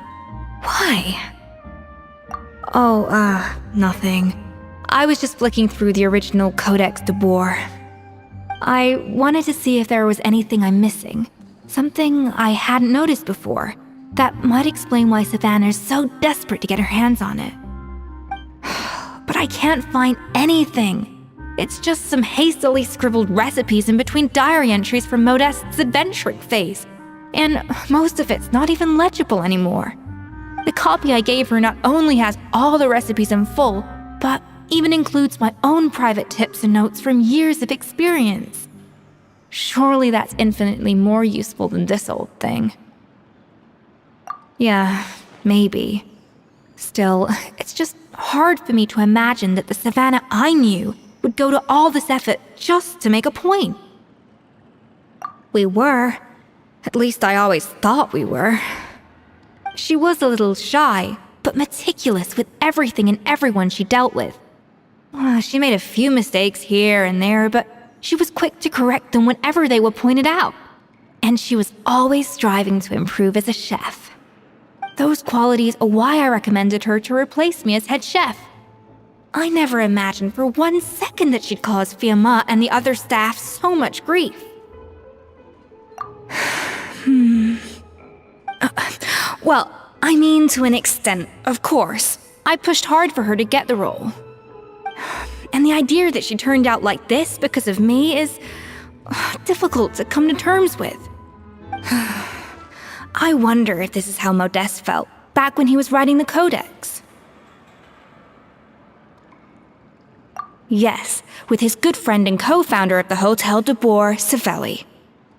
The story goes that after Modeste unveiled his Gâteau de Boer and was hailed as a culinary genius, he was admired and adored by all. But his newfound fame slowly drove him and Savelli apart. Unlike Modeste, whose every new creation was an instant hit, Savelli seemed to face setbacks at every turn. Doors that would swing wide open for Modeste would shut in Savelli's face. And with Modeste being whisked off to all manner of functions by his celebrity friends, he had less and less time to discuss the culinary arts with Savelli. People started gossiping about Savelli, and their relationship between the two gradually soured. Everything came to an abrupt end when Modeste, still in the prime of his life and still hailed as a genius, suddenly died from an acute illness. And that was it. They neither had a decisive split, nor got the chance to properly reconcile. Their story just came to an end. One rumor had it that Savelli actually killed Modeste out of jealousy, even as the latter was hoping to make amends. Unlikely, it's a popular theory, but there's no real basis for it. At least there are no records of Savelli ever being convicted of a crime. Still, beyond a point, there's no way of knowing what truly happened in the past. All we can do is try to make sure the present doesn't quite go as badly. And that's why I have to win this contest tomorrow. Then get the truth about everything that's been going on, even if it means cracking her open like a nut. You're right about that. Just follow my lead and victory will be ours.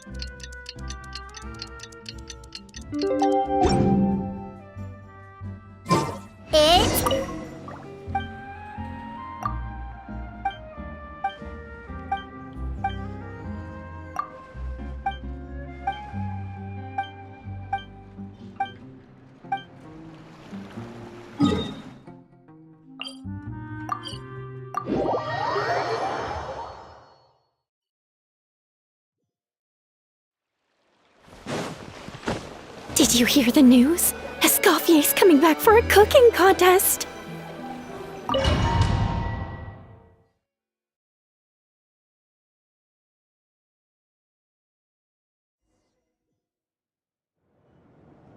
Mesdames et messieurs, welcome one and all to the Hotel de Boer and to this most exciting of cooking contests. Savannah, I've brought the original copy of the codex you asked for. Monica? Huh. In the interests of fairness, this contest will be conducted in a double-blind format.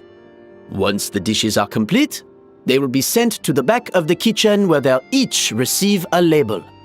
The labels will be placed out of sight underneath the plates, only to be revealed after the judges have sampled them and reached a final verdict. This is to ensure that no one will know which dish is made by which contestant. As one of the judges, I promise to be fair and impartial. When my meal got interrupted yesterday, I never thought this is how they'd make it up to me. Getting a seat on the judging panel is a pretty sweet deal. Both contestants have taken their positions.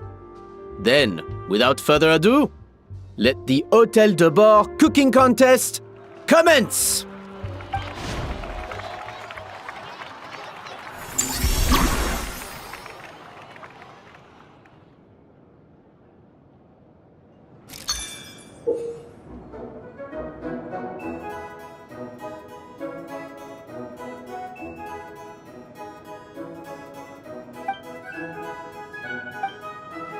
Monica, Traveler, it's goat. Even the best chef in the world can't flavor their food without prepping the flavoring, right? Alphonse! Gaspar! Get to work! Do not disappoint me. Looks like our two head chefs are raring to go. Like an oven on full blast, this competition is quickly heating up.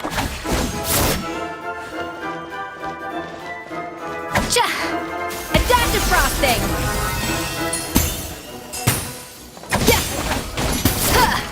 That should be enough flavoring. Now hurry up and balance the flavors.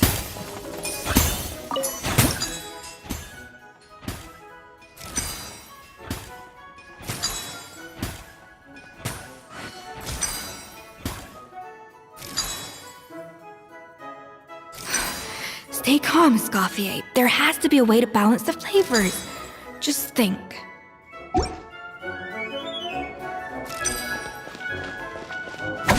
Yeah! Yeah! Yeah! Yeah! Ha!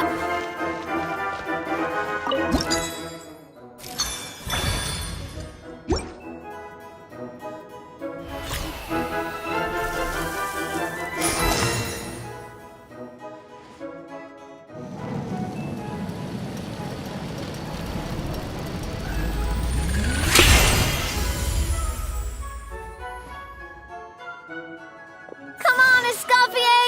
Come on, Traveler!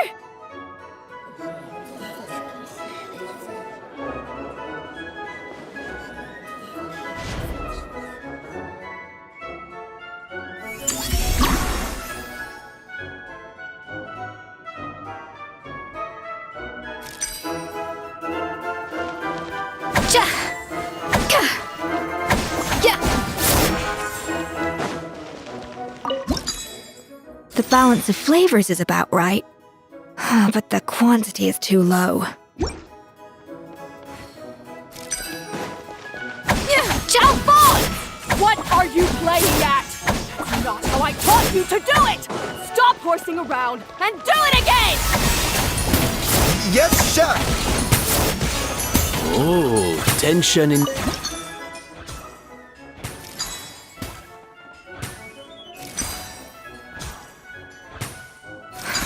What are you doing?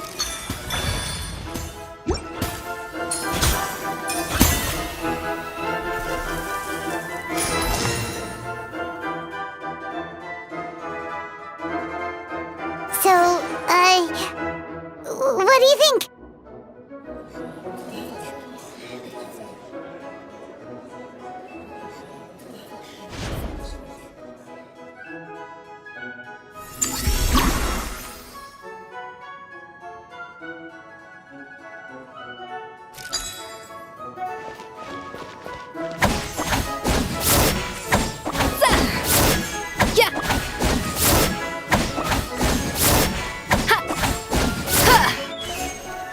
Escoffier is already on the final step of the recipe.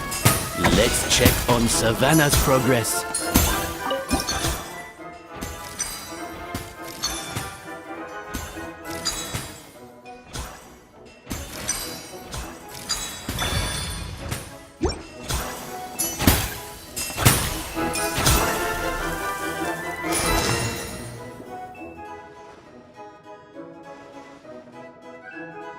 You can't match Escoffier's talent.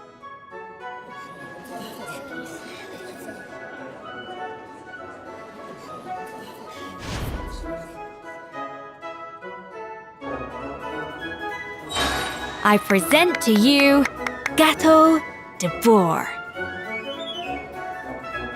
Burst of flavor!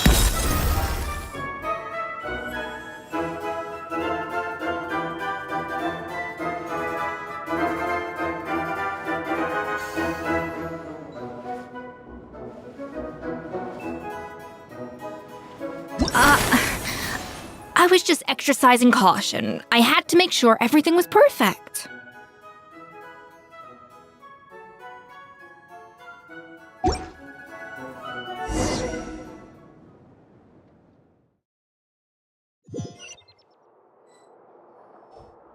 Time's up! Contestants, please take your dishes to the back.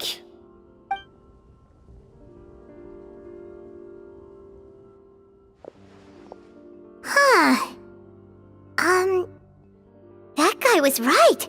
You really can't tell whose is whose just by looking at them. We both made the same dish after all. For all her flaws, Savannah's a talented chef who earned my recommendation for good reason. She wouldn't screw up something as elementary as the cake's appearance. Whoa! This is really rather good. Wonderfully soft and fluffy. Beautifully sweet. This is a masterclass in how to make Gâteau de Bourg. I would give this one at least 9.9 out of 10! Only because there's something about the flavor of the base. It's just a little different from the recipe I'm used to. Huh? Really? I couldn't tell.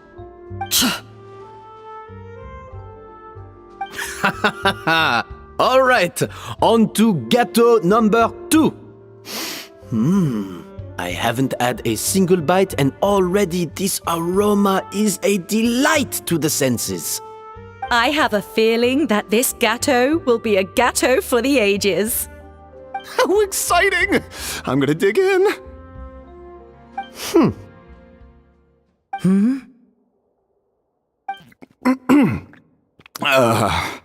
I think maybe someone got a little carried away when they were adding the sugar. Not just the sugar, it's the flavors too. This is all over the place. Who made this? It appears the decision is unanimous. This gâteau is far below the standard we would expect. And Paimon thought this might actually be close. Turns out she can't bake to save her life.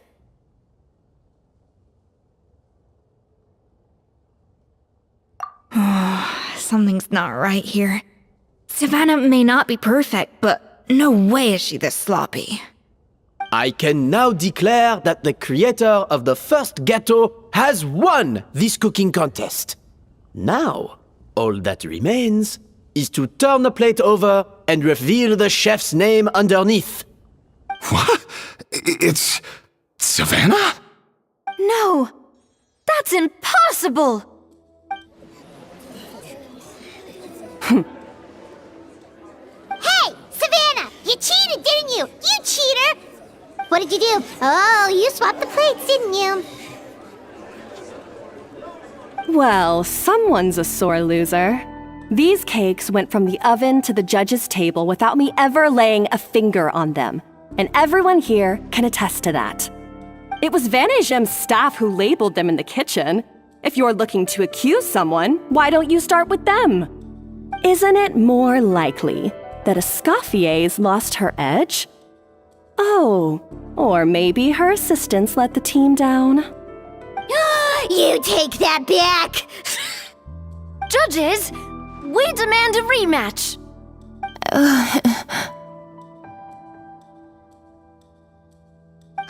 That's enough! What's done is done. As head chef, or rather as team lead, I take responsibility for the dish I served. Whatever went wrong and however it happened, I should have spotted it. Savannah, I didn't think you'd stoop this low just to beat me in a bake-off. What happened to your chef's pride? I don't know what you're talking about. If you want the Codex de Boer that much, you can have it. Escoffier, no! But you must promise me that you'll apologize to Firma and compensate him for everything you put him through. It's a little late to be negotiating terms. The contest is over and I won. That means you owe me the Codex, and I owe you nothing. Look, Savannah, you may have fooled everyone else, but can you really fool yourself? What I'm offering is to accept defeat without looking to expose what you've done.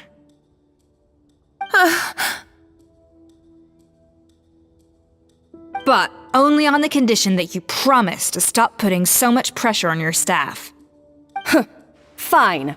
I'll treat this as your final handover of duties from one head chef to the next.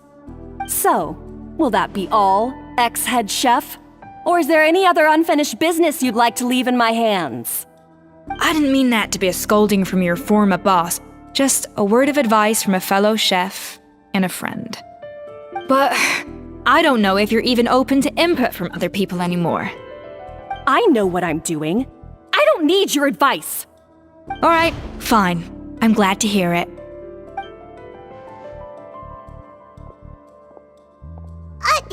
Escoffier! The Codex de Boer!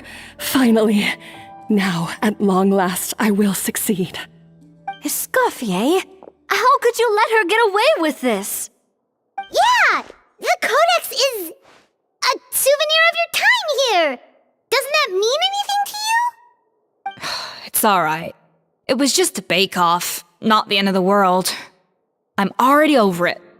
Besides, it's not all bad. She agreed to compensate Firma. That's mission accomplished for the Spina. Honestly, if I'd have known that giving her the Codex would solve everything, I'd have just done that in the first place. I mean, why bother with the whole cooking contest? It's such a waste of time and energy.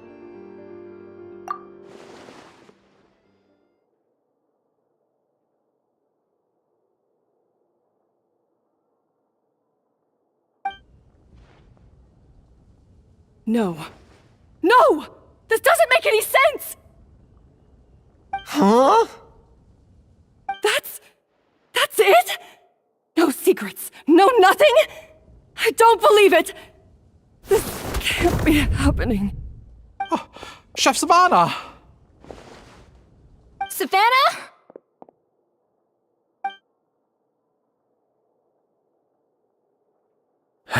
It's nothing life-threatening.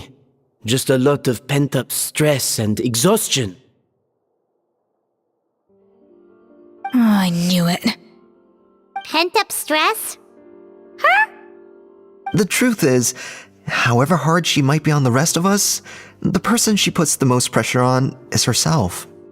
Yes, there are nights when she makes us redo things over and over into the wee hours. But for her, it's every night. She'll hide herself away in the kitchen, working on new techniques and recipes, and only realize how long she's been at it when we come to work the following morning. But why? Why would she do that? Our best guess is, she doesn't want to be seen as less of a chef than Escoffier. And there it is. Even so, that's no excuse for taking her anger out on the rest of you. Yeah, and it's definitely no excuse for cheating in the cooking contest. About that, we honestly have no idea how she did it. We were focused on our own work the whole time, like she asked. Leone and Algalia were the ones I tasked with labeling the cakes. I've already spoken to them both. They're at a loss to explain it too. Not to worry. Come on, Join me downstairs. I'll interrogate the guilty Gateau myself.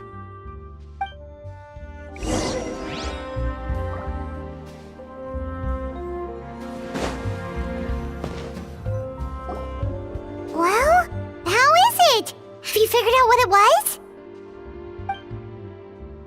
Oh, this is aggravated assault on my palate. I'd rather eat wet cement than this. Is it really that bad? I made sure to taste test it before it was served. Oh, relax. This isn't your cake. Savannah never switched the plates. The offending flavors are coming from in between the icing and the cake base, which means someone tampered with it while it was being made.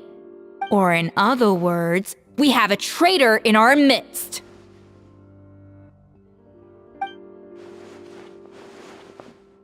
I'm sorry. I was forced into it. It was Chef Savannah. She said if I didn't cooperate, she would...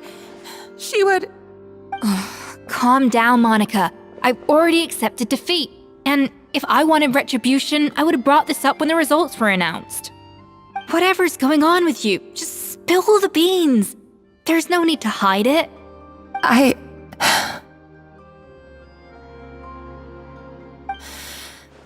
I was the one who caused the food safety incident that one time.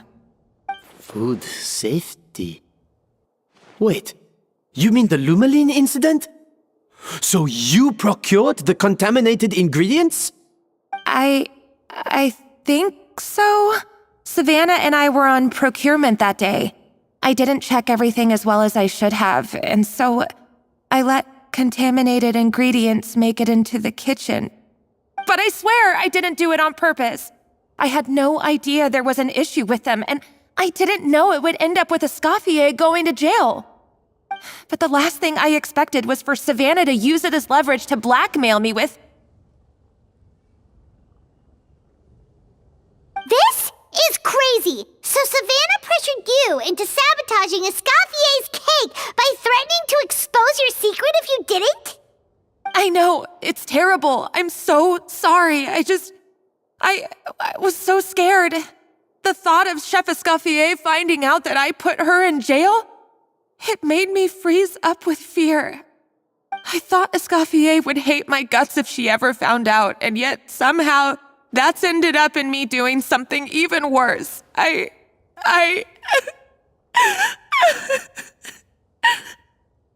Seriously? All this fuss over a little slip-up? Huh? Firstly, it's not like I got a life sentence. I did my stint at the fortress, and now I'm out. And secondly, I had my own reasons for leaving the Hotel de Boer. This wasn't the only factor. So you don't need to feel ashamed or frightened or anything like that. Any more than you need to add butter when you're pan-searing foie gras. You mean... you forgive me? Oh, well, I'm not saying you don't have to take responsibility for your mistakes. You should tell Vanagem to mark down your performance for the past few months. Then do some digging and find out exactly where those contaminated ingredients came from. Sure, you've made mistakes, but now's the time to fix them. Understood? Understood.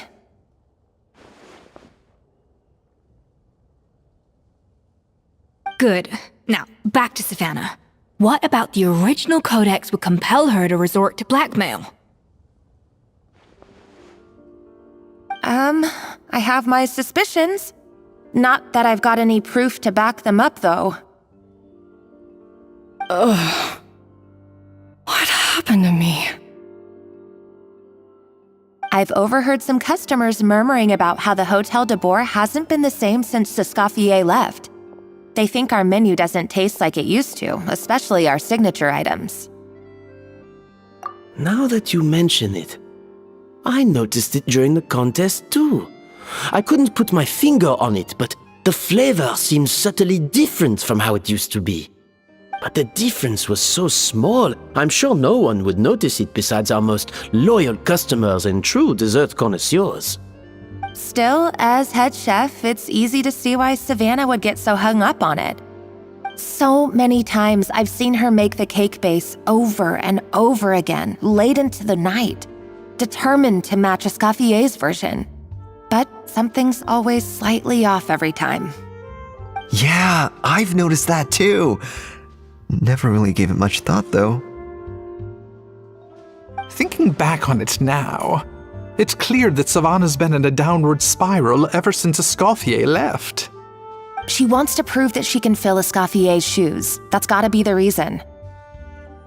But after countless setbacks, she's getting more and more unhinged.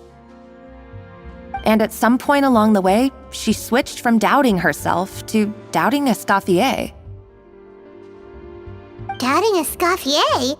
For what? Yeah, it would explain why she was bent on getting the original at any cost. She must have thought Escoffier purposely omitted key details from her recipes when she copied them out. Also, she could retain her place as the #1 chef in Fontaine, the only one privy to all the secrets of the trade. Oh, for goodness sake, what a stupid idea. Of course. Then she finally got the codex only to discover that the secret recipes she's been pining for don't exist at all. Seeing how utterly wrong she was must have been a real shock to the system. It probably brought up everything at once. It overwhelmed her, and she passed out. There's still one thing that doesn't make sense, though.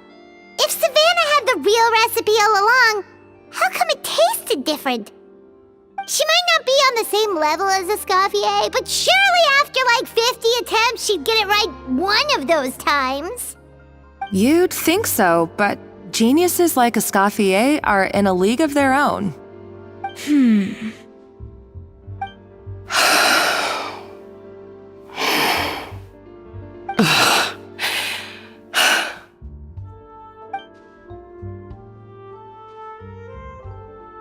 New head chef, you say? What's her name? I don't think I've heard of her before. I wonder, can the Hotel de Boer keep its edge without Escoffier at the helm?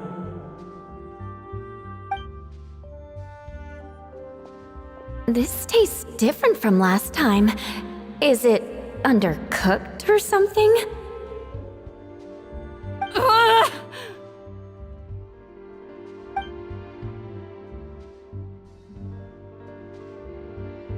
Take this. It's a copy of the Codex de Boer. From now on, you will be its keeper. Don't listen to the doubters. If I say you can do it, then you can do it. Even if you don't believe in yourself, at least believe in me. Hey, did you hear me? Once I'm gone, the restaurant is all yours.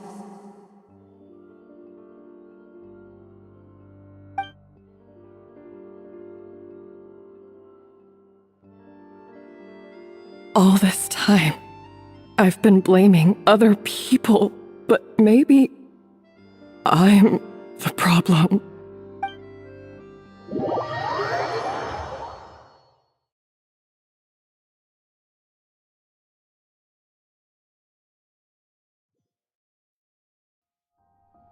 I sincerely apologize for putting everyone out. Savannah's awake now, but I don't think she's ready to speak to anyone yet. Let's give her the day to calm down. I'm sure you'll have the chance to talk everything out tomorrow. In that case, I'll go and update Verma and his family. I wonder what he'll make of all this. So, we'll come back tomorrow then. That was a long day. I think I've earned myself a sweet treat when I get back home. Oh, nice! Macarons? Or are you gonna switch it up this time?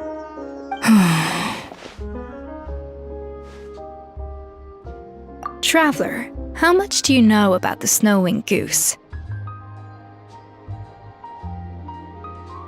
Every year, they migrate long distances in search of a suitable home. There's always one goose at the front whose job is to lead the flock. Fontaine poets often use the image of that goose to explore the ideas about leadership and genius. They usually imagine someone who's a cut above the rest, a model of perfection. But what those poets don't know is that during a migration, the lead goose is always changing. Once the lead goose shows signs of fatigue, it retreats to the back of the flock and allows another goose to take its place. So the truth is that leadership, with all the responsibilities and pressures that come with it, it's something that everyone takes turns at.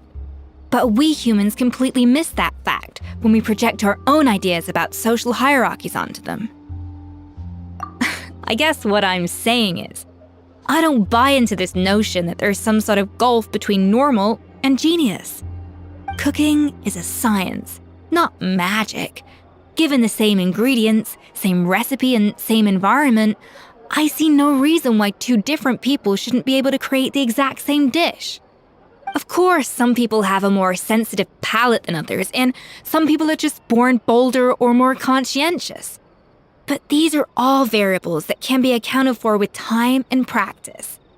I'd have no reason to expect so much from others if I believed that perfection can only come from the hands of a genius. The only reason I hold people to high standards is because, well, I believe they're capable of greatness. Okay, I've made up my mind. I'm gonna get to the bottom of why Savannah failed. And come tomorrow, I'll give her the scolding of her life, pointing out all the mistakes she's made along the way. Then she'll finally see the error of her ways.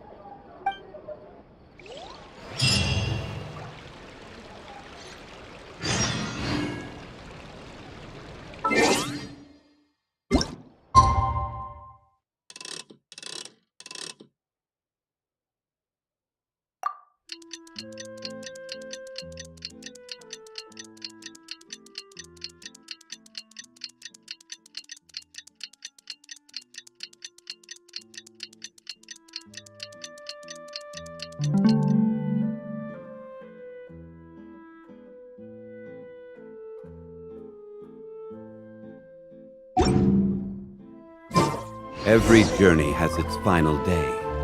Don't rush.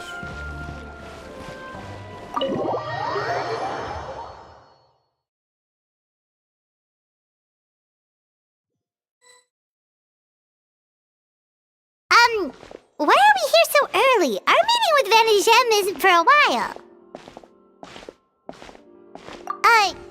Check on her? Why? What happened? Oh no. Escoffier, are you alright?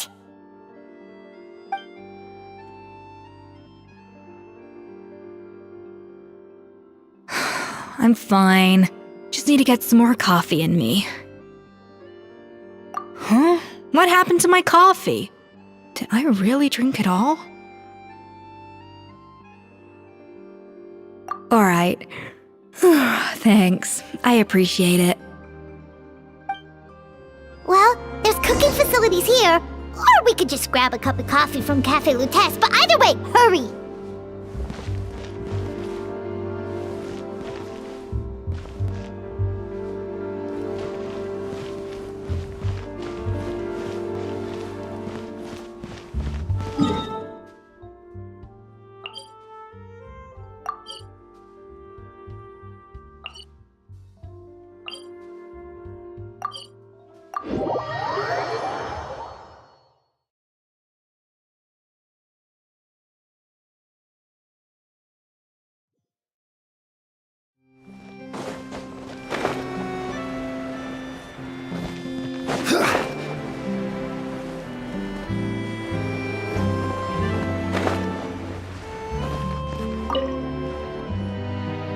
Hello! What can I get for you?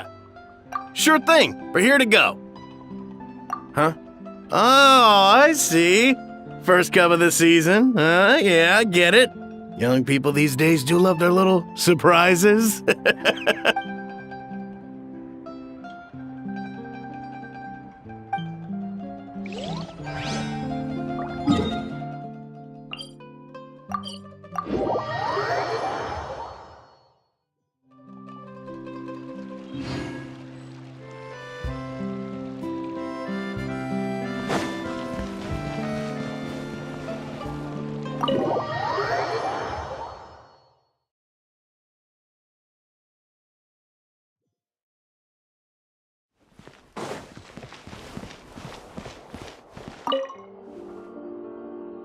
Coffee. Need coffee.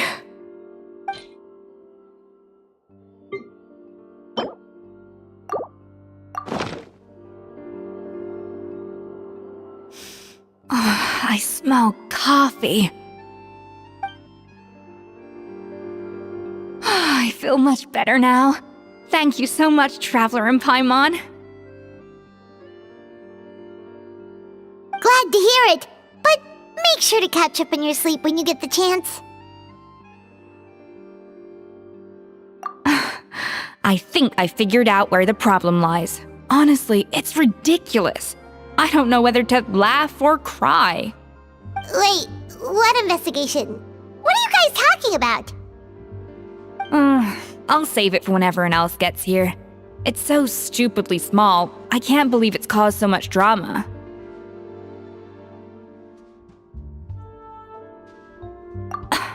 Yes, except my failures were stepping stones to success.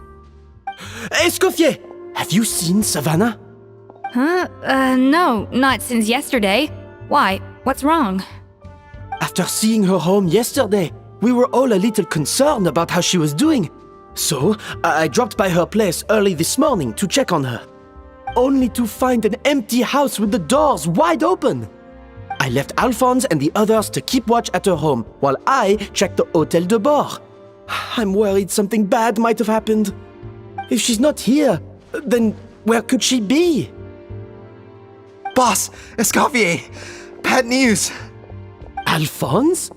You're supposed to be keeping watch at Savannah's house. We were, but then, just after you left, we found this stuff in her house. Oh, looks like a map with a bunch of random places circled. What does it mean? Wait a second. This feels familiar. I'm sure these places are all connected somehow. Of course, from the Codex. They're all places that Modeste explored on his adventures. Yeah, but I don't understand. The adventure logs in the Codex are too fragmented to be of any use. How come this map shows all the missing details? The Codex de Bord? Then, this place marked in red out at sea. Could that be the fabled birthplace of Gateau de Bord? Seriously? So now she set her sights on finding the original recipe and beating Escoffier that way? Geez, Savannah. Anything to overcome a Gateau Plateau, huh? Ugh, idiot! Does she have a death wish? Those ruins are thousands of years old. Hold on, there's more. Besides the map, we also found these letters.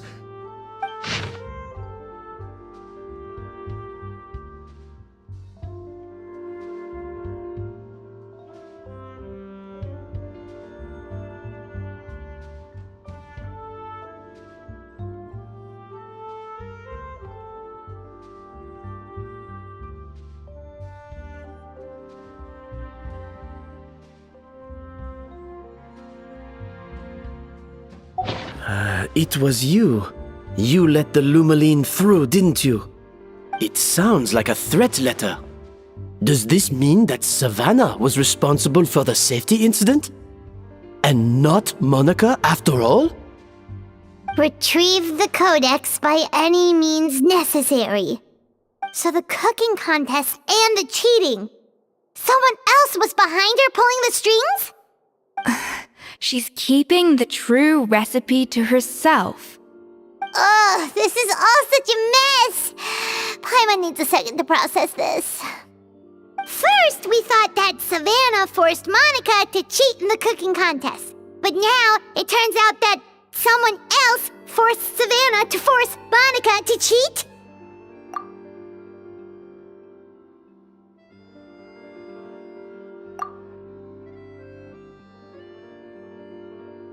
You're finally here. Of course. I should have put two and two together as soon as I read your threat letter. The food safety incident, the demand for a cooking contest, the instruction to blackmail Monica, even the suggestion that Escoffier was keeping secrets from me. It was all part of your grand plan, wasn't it, Monica?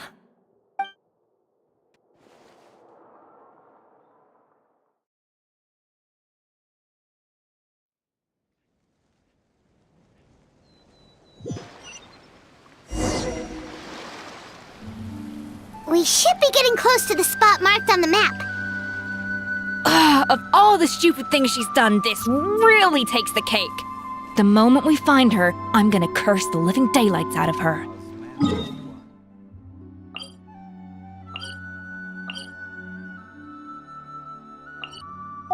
And taste the...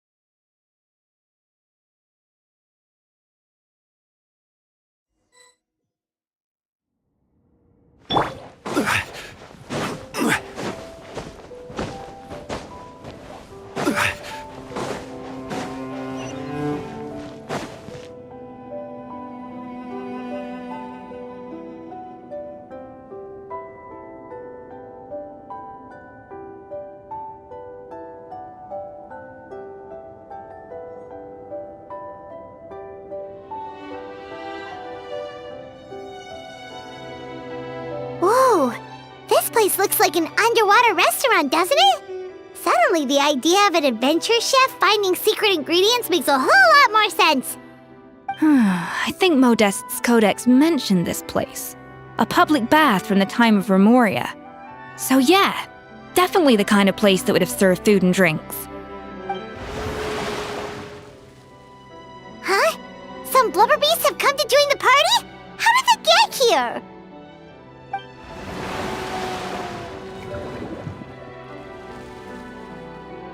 Aw, they ran off! That could be easier said than done. Something's blocking the entrance. Well, did Modeste mention it in his adventure logs by any chance? They must have gotten through somehow. Good point. Yes, that's right. It's coming back to me now. We prepared a banquet for our shy little guests, and as the food flowed away on the current, they broke into a joyous chorus, and the path opened to us. We have to feed the blubber beasts? With what? There's nothing here besides rocks, romaritime flowers, and lumitoile. See, this is why you should always bring snacks. You never know when you're gonna need them. Now we have to head all the way back to shore and grab some. There is no time for that. Romaritime flowers and lumitoile will have to do. They may not look appetizing to us, but who knows? They could be blubber beast delicacies. Wait, we're seriously gonna try this?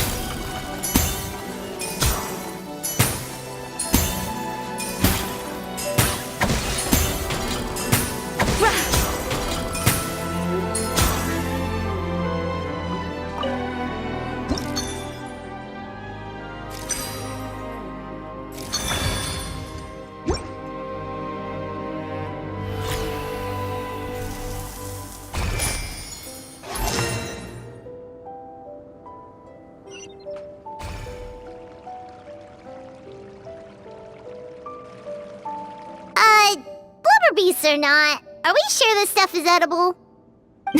Trust me, they'll love it. Oh, good question. If we try to put them in the pool, we'll probably just scare them off again, and who knows how long they'll be gone. Yes, we can't afford to wait for them to double back. Oh, what was it that Modeste said again? Something about the food flowing away on the current.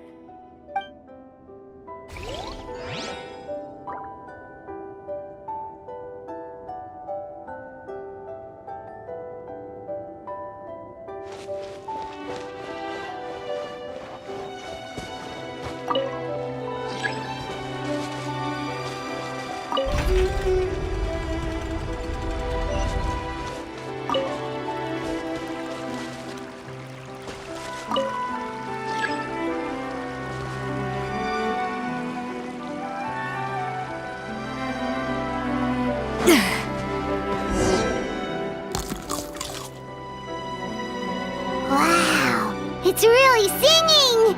It must taste better than Paimon thought!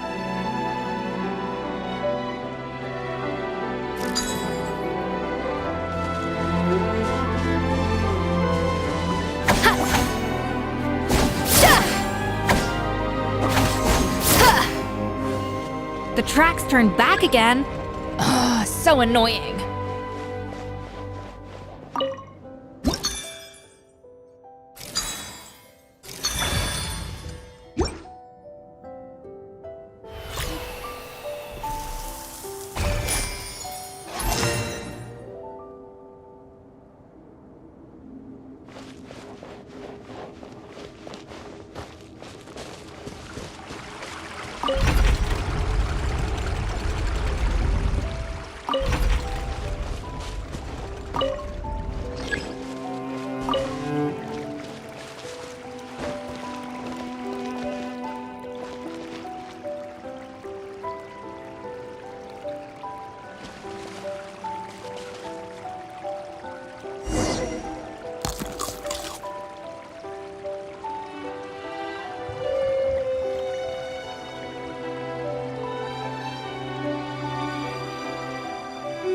Hey, it's open!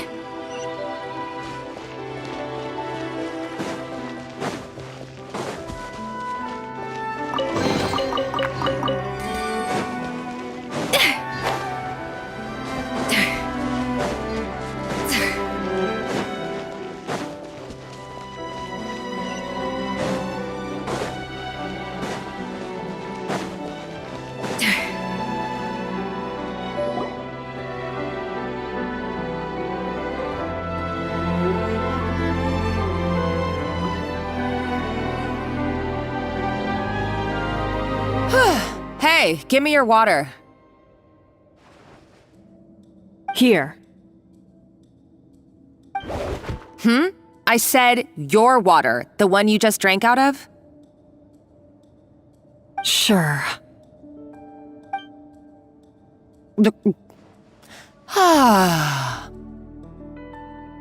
All those years slaving away under Escoffier, and then you.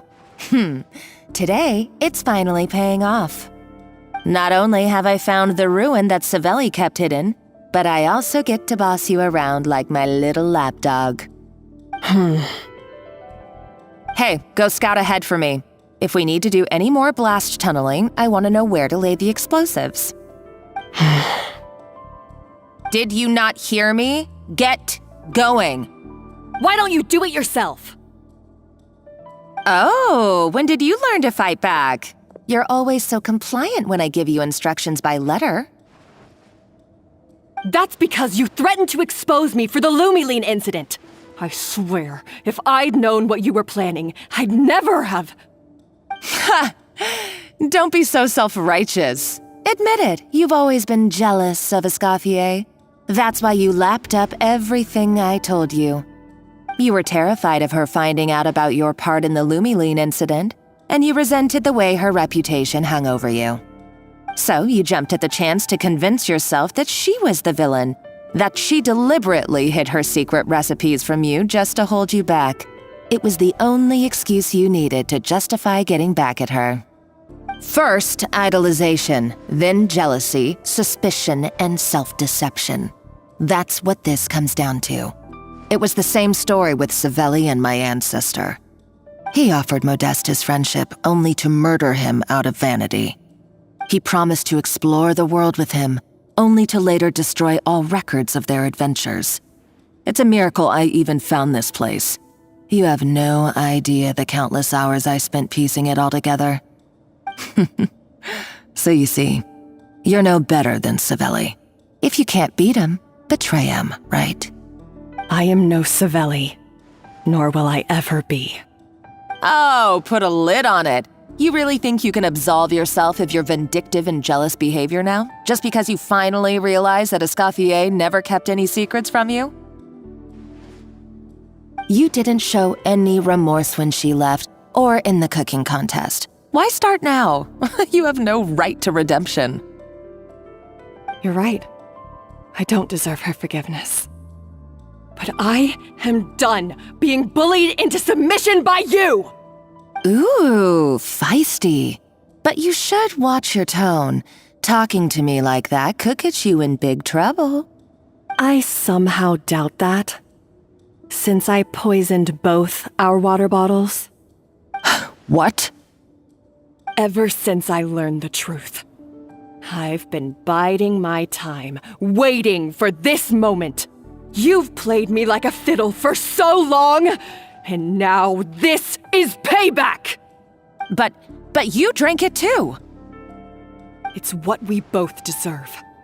This is the price we must pay for betraying Escoffier. You'll die here with me, Monica! You.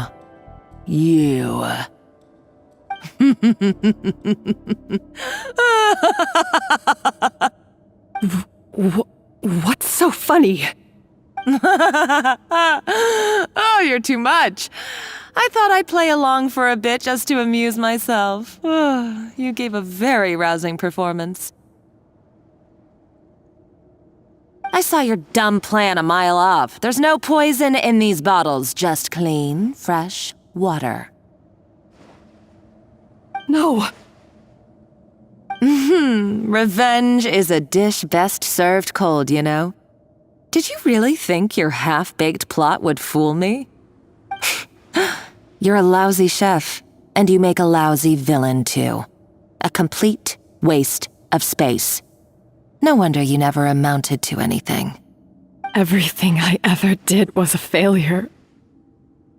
And now, I failed again, for the last time. Hey, why don't you try your hand at being a comedian in your next life? You got a good laugh out of me. But now the show's over. You should have just done like I asked, Savannah. All I wanted you to do was scout the ruins for me. But you had your chance, and now it's time to say goodbye. Stop right there! Let her go, Monica! We've got you surrounded! Escoffier? Ugh, looks like I'll have to keep you around for a little longer. You can't! Stay back if you want her alive! Escoffier and the Traveler. I can't take you both on in combat, but if you so much as flinch, I can end Savannah's life in a heartbeat. Monica, what are you hoping to achieve by this? You're about to commit murder, and for what? A recipe? A recipe? You chefs are all blinded by your myopic focus on kitchen affairs. Well, some of us actually have bigger fish to fry. Modeste had a secret. The truth behind his so-called genius, the je ne sais quoi factor in his Gâteau de Bourg, and it's right here in these ruins. Are you serious? You're here because of a Gâteau de Bourg obsession? You've gone completely mad!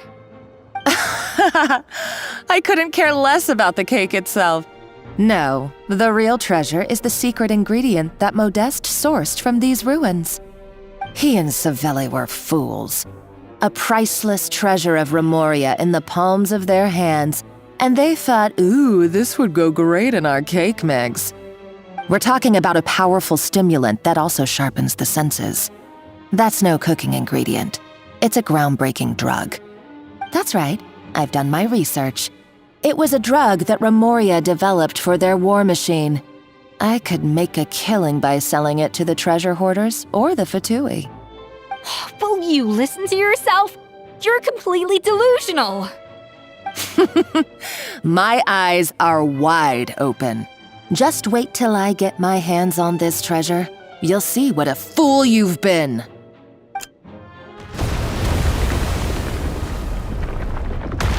Wait, what's that sound?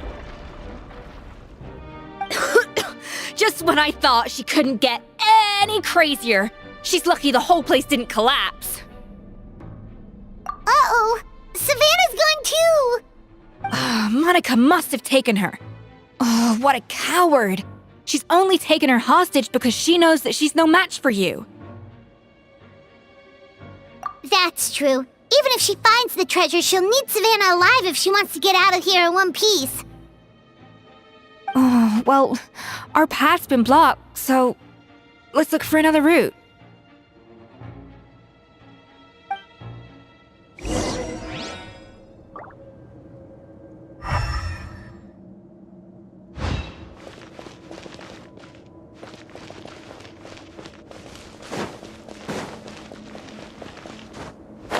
The water looks pretty deep here. Maybe it leads somewhere.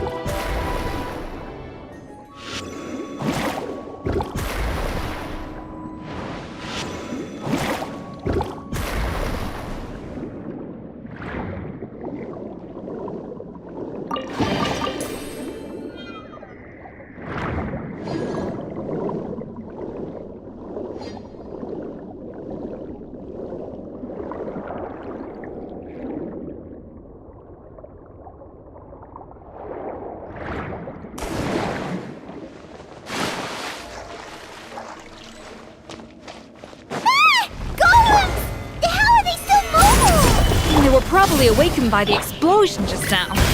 Alright, Knife Skills 101. Time for some rough chopping.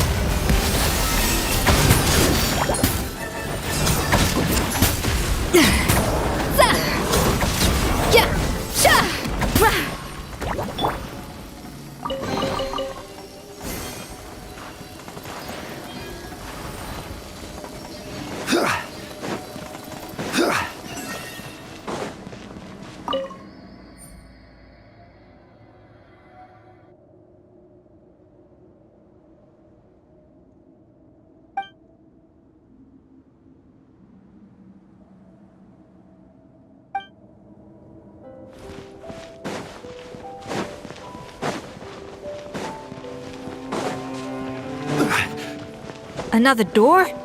Guess we need to prepare another feast for our guests.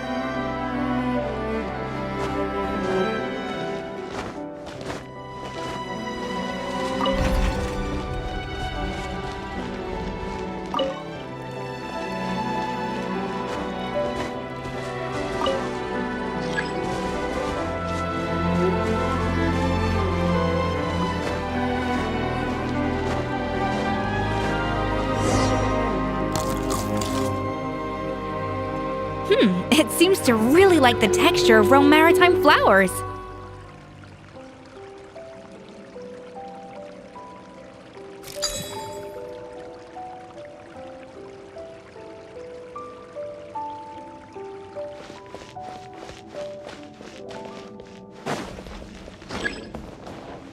A dash of frosting!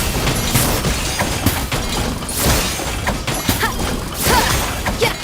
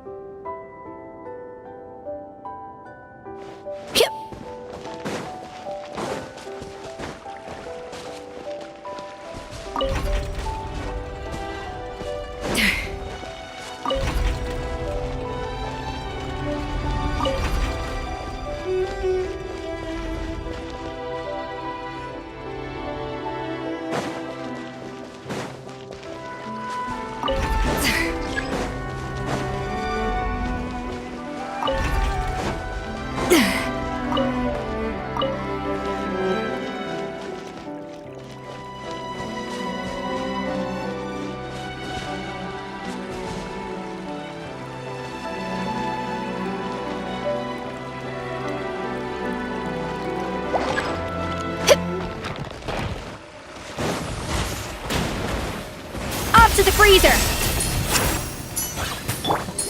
Floaty, floaty! Don't slip and fall!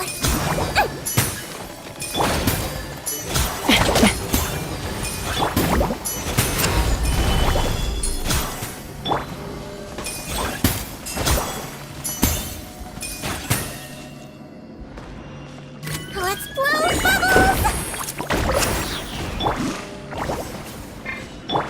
A little amuse bouche! Sha!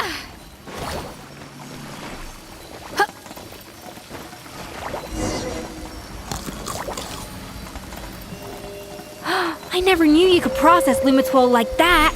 Alright, I've got to jot this down. Lumitwols and Maritime flowers. This could open the door to a whole new world. Yep, that's literally the plan. Wait, hold on. Which door are you talking about?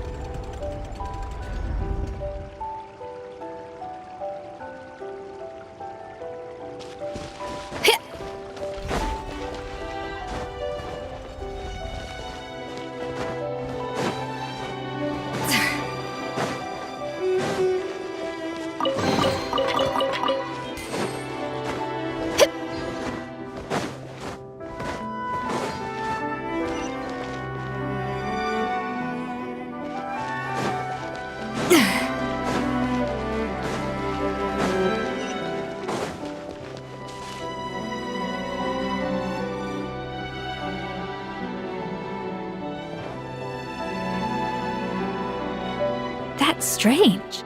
These don't look Grimoirian to me. More like last century Fontaine. Adventurers from last century Fontaine, huh? Oh, Modeste and Savelli, do you think they camped here? By the looks of it, this was a one-person camp. They adventured together, but maybe one of them came back alone at a later date. Huh, you really think so? Trust our adventurers' instincts. We're pros at this stuff, just like you're a pro in the kitchen. Okay, well, the Traveler has more adventuring experience overall, but Paimon's definitely a pro rummager from all those treasure chests. Darn it! Paimon was just about to show off her rummaging skills! Huh, no kidding. Are all adventurers so obsessed with journaling? I mean, I guess I take a lot of notes when I'm cooking as well, but I thought that was just me. Anyway, let's find out who was here. It's been years since I've last visited these ruins. It's exactly the way I remember it. This place probably hasn't changed in millennia. Sadly, up above, on dry land, everything has changed. The Treasure of Remoria. That's what we used to call it. Modeste was right about its potential. It turned Gâteau de Bourg into a national sensation. Our limited stock of the substance meant that the gâteau could only be produced on a small scale, but this only drove up the popularity all the more. Modeste was right about that too. He predicted all of it. He was praised as a genius, while I, as the one person who'd ever disagreed with him, was labeled a talentless fool. Modeste tried his best to console me, but I knew better than anyone just how great the gulf was between us. Our conversations grew scarce, and we saw less and less of each other. I didn't fight it. He had new friends and a career of his own. Why invite further disdain by inserting myself where I did not belong?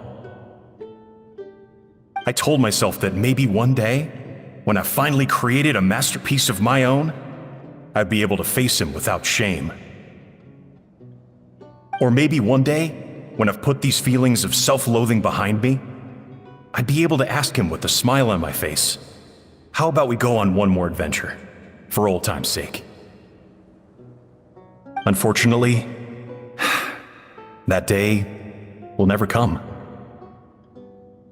So it was Savelli.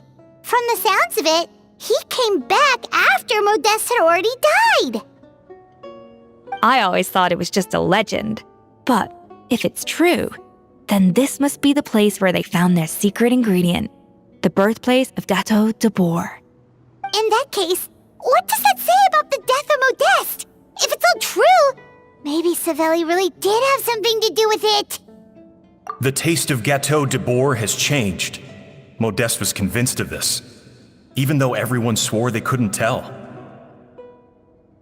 Being the perfectionist that he was, he refused to accept even the slightest flaw in his work. He stopped all sales of the product, locked himself away in the kitchen, and worked day and night, vowing to find out where he had gone wrong.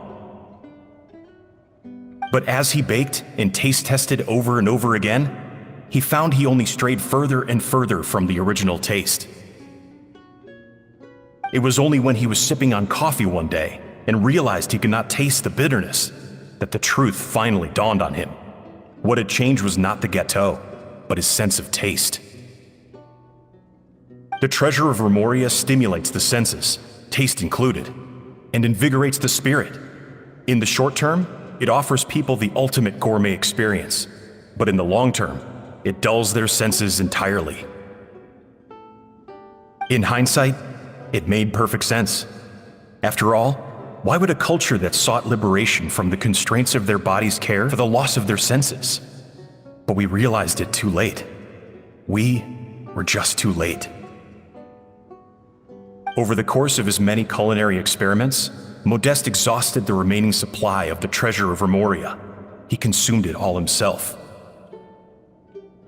The finest culinary talent of his generation now faced a future in which he would never be able to taste anything ever again. Finally, in despair, he took his own life. And because we had become estranged, I could not be there to stop him, to offer some words of comfort, or even to say goodbye. Yet despite everything, he sent me his final letter. The treasure of Remoria? Guess Monica was really onto something. It really was a kind of drug. So, Modeste chose to end his own life. Then, why all the rumors that Savelli murdered him? Also, neither the Codex nor any other contemporary records make any mention of the treasure of Remoria. It's almost as if someone deliberately erased it from history. Modeste told me everything in his final letter. His was a tale of how even a genius could fail, and how much more devastating it is when it happens. Did he hope I would gain some personal catharsis from knowing the truth? Or maybe he wished for me to warn the public about the dangers of Gâteau de Bourg, proving that I had been right all along. But if the public ever learned how Modeste's greatest triumph became his undoing, his fall from grace would be swift and merciless. 1 minute a genius, the next a joke. It would surely spell the end for his restaurant too. What would be his legacy then? How would future generations view everything we built together? I fear the scorn I have faced these last years would pale in comparison to the scorn shown to him by the history books. I cannot let that come to pass. I will do what I must to protect his name. It will mean tampering with his notes to remove the damning details, leaving mere fragments of our story behind. It may lead his family to suspect me of having a hand in his demise. But if that's the price of destroying all evidence of my crimes, then so be it. I would rather the world believe a tale of genius and jealousy than see his reputation in tatters. The final loose end is the evidence here, at the bottom of the sea. Huh? What's wrong? Didn't we say Savannah should be safe for now? So we thought, but if Monica finds out what happened to the treasure, there's no telling what she might do.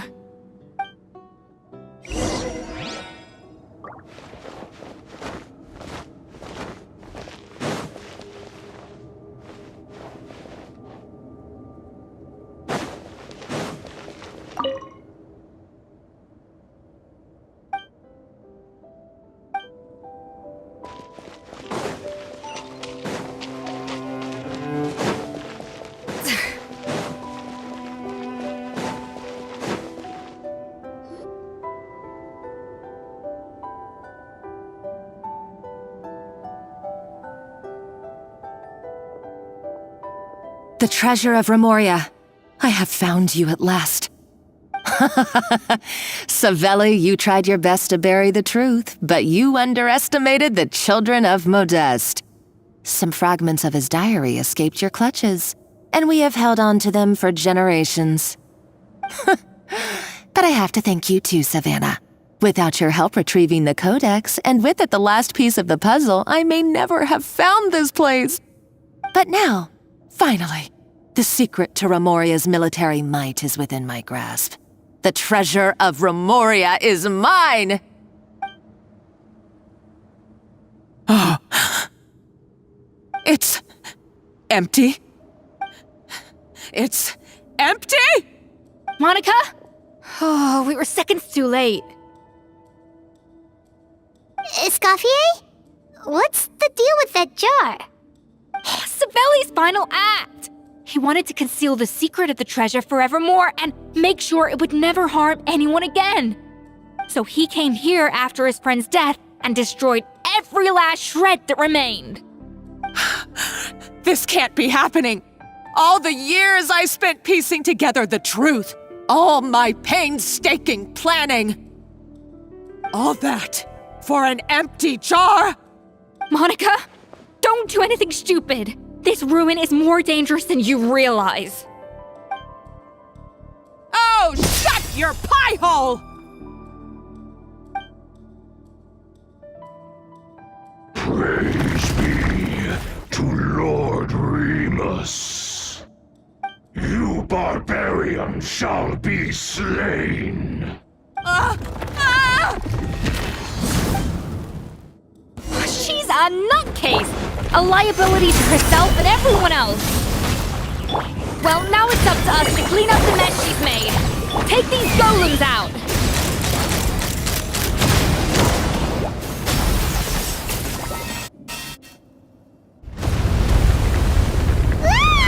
Why is this place still shaking?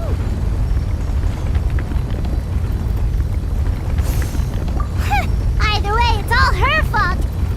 Enough chit-chat. Let's get out of here, Traveler Escoffier, come on! Okay, I'm coming. Oh, no you don't. If I can't get what I want, neither will any of you. I've got nothing to show for my life's work so far. But if I can take another so-called genius down with me in my final moment, then it was all worth it. You're a psycho!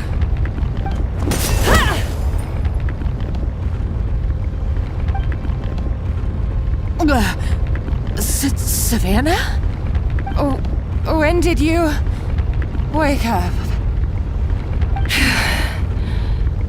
I may be a lousy chef, but it looks like I'm not a complete waste of space. Traveler? Okay, let's go!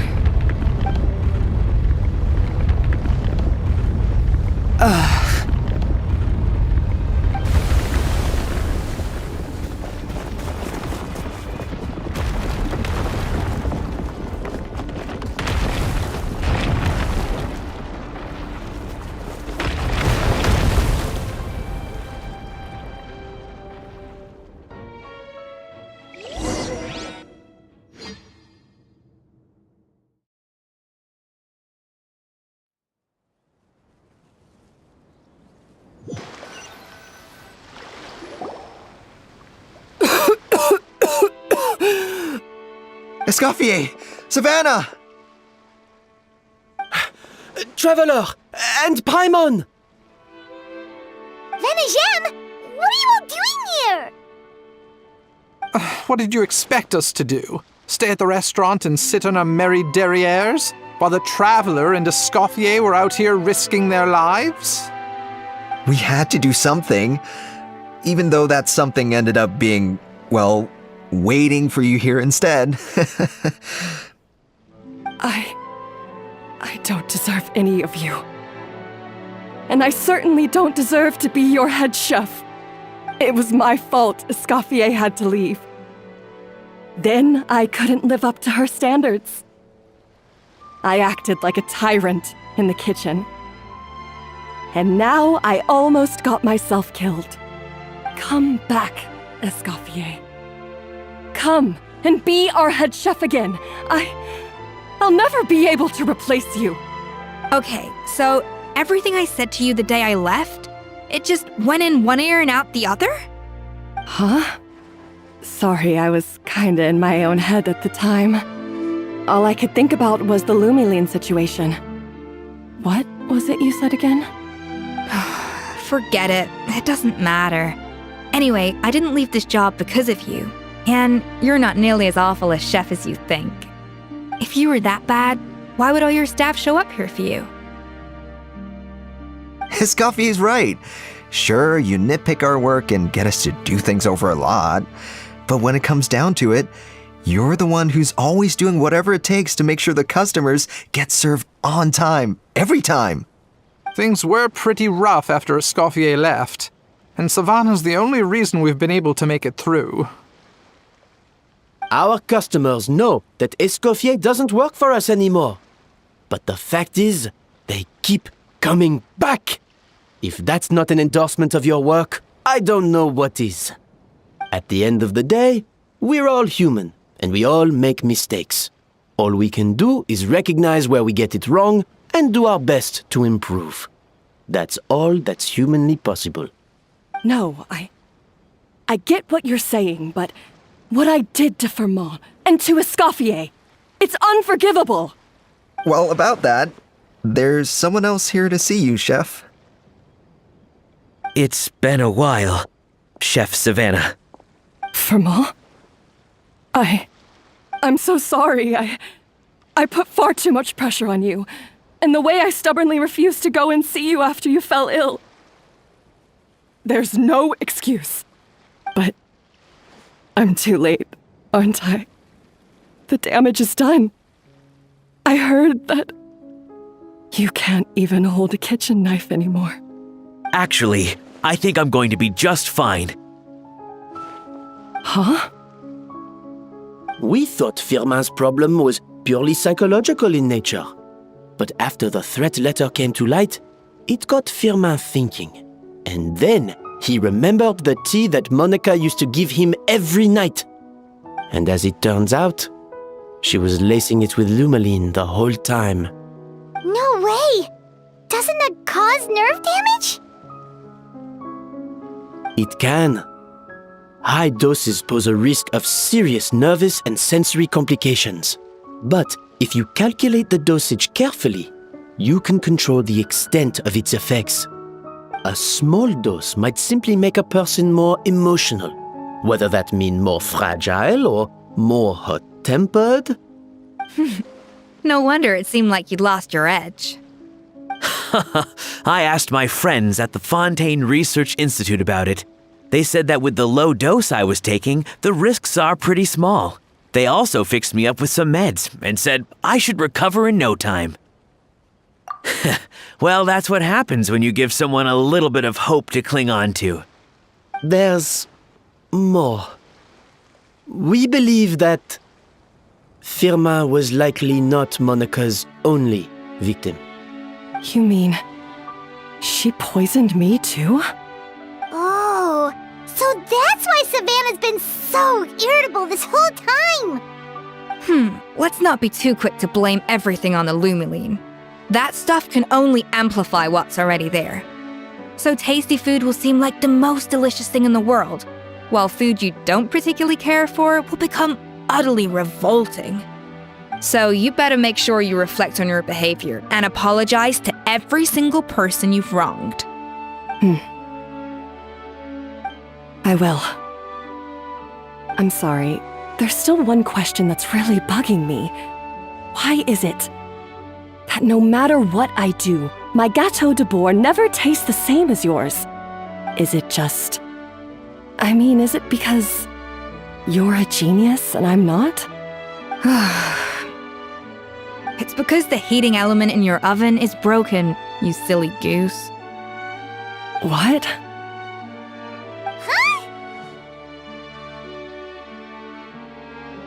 I felt like something was off during the cooking contest. Once I got around to checking all the equipment, I noticed it right away. There was a half-degree discrepancy between the temperature setting and the actual temperature. All the ovens in the whole kitchen had the same problem, which confused me at the time, but by this point, it's pretty obvious that Monica must have tampered with them. I would have figured it out the day of the bake-off, since the issue affected both our teams. But of course, Monica sabotaged mine so that could never happen. No. I spent so long trying to find out where I was going wrong, and then you pinpoint the problem in just one night? It all comes back to one simple, undeniable truth. You're a genius, and I'm just plain old Savannah. Oh, cut it out! Stop the woe is me act for a second and just think. I came up with this recipe. You don't think that might have something to do with it? Do you know how long I spent perfecting my Gâteau de Bourg? 3 years! 3 whole years! I know this dish inside out, back to front and upside down. And you've been head chef now for what, 6 months? If that? A couple hundred failed attempts, and you're gonna throw in the kitchen towel and declare you'll never be successful because you're not a genius. You clearly have no idea how many kitchen failures I've had under my belt, or just how long it took me to finally get my recipe to a level I was satisfied with. Genius or not, everyone makes mistakes. Modeste did, Savelli did, everyone does. You're only a lousy chef if you don't face up to your mistakes, learn from them, and then keep chipping away until you crack the problem once and for all. Surely you haven't forgotten all that. You were no lousy chef back when I handed you the reins. I haven't forgotten. And I'll make sure I never do. That's our head chef. Ha ha! Sounds like we won't need another changing of the guard in the Hôtel de Bord kitchen anytime soon. Huzzah!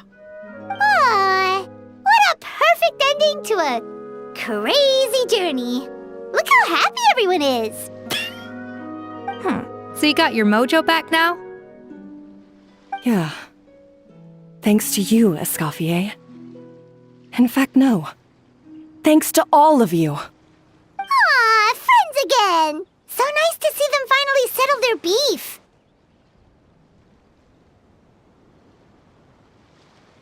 Good. So now that's out of the way. It's time for payback. You cheated in our last bake-off, and I demand a rematch right now. Huh? But that was mostly Monica's fault, wasn't it? Right. And also, does it have to be right now? Savannah's only just got her mojo back, and you barely escaped from a death trap. No excuses! This is a cooking contest between two top chefs, and nothing will stand in its way. So grab your spatula and get ready, because this rematch is happening today, right now, this instant! Hey, so, this whole time you were salty about losing? The second cooking contest commences now! This time, no more games, and no holding back!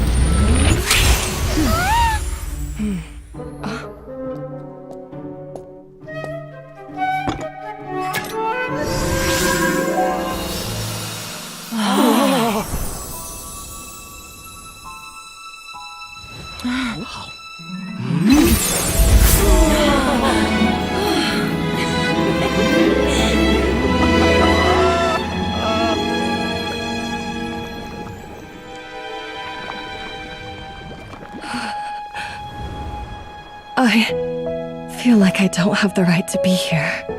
Hey, what are you so afraid of? You can't unbake it now. And if you don't serve it, then good or bad, you'll never find out how to improve. If you're too scared to fail, you'll never know what real success tastes like. So? Embrace your failure. Taste it. Digest it. That's the way to success. I don't know. Sounds like it's easier said than done. I'll do it.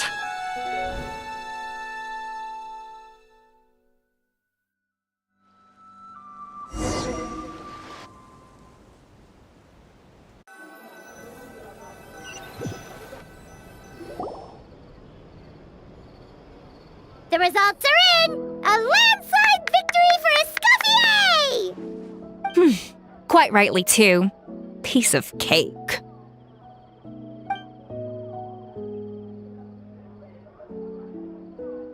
Oh yeah, look at that! Savannah looks pretty chipper too, considering she lost. Now, where were we? Yes. Do you have any more questions for me after everything that's happened? I thought Navia would have filled you in. And actually, I said all this to Savannah before I left. Although, as we saw, I don't think any of it sank in. I had two reasons for leaving. One was the food safety incident, of course, but the other was that the Hotel de Boer had reached a point where it didn't need me anymore. So I decided to step down and look for new opportunities to improve myself. Improve how? Well, a while back, I got to know a fellow chef from Liyue, and in her, I saw so many new possibilities. She has that same adventurous spirit that Modeste and Sibeli had in their youth. Slime mucus, lizard tails.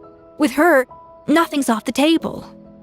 There's a whole world of new flavors out there waiting to be explored, hiding away in ingredients we overlook. Case in point, remember those Romaritime flowers down in the ruins? I used them in the cooking contest just now. Did you taste the difference? What? Paimon didn't notice at all! Half of the art of cooking is dissecting the recipes of previous chefs and figuring out the exact constellation of elements that gave their work its signature taste. And the other half, it lies in freeing yourself from the confines of the kitchen. You've got to go out and explore the endless possibilities out there. Uh-oh. Paimon's suddenly not sure she wants to try your cooking anymore.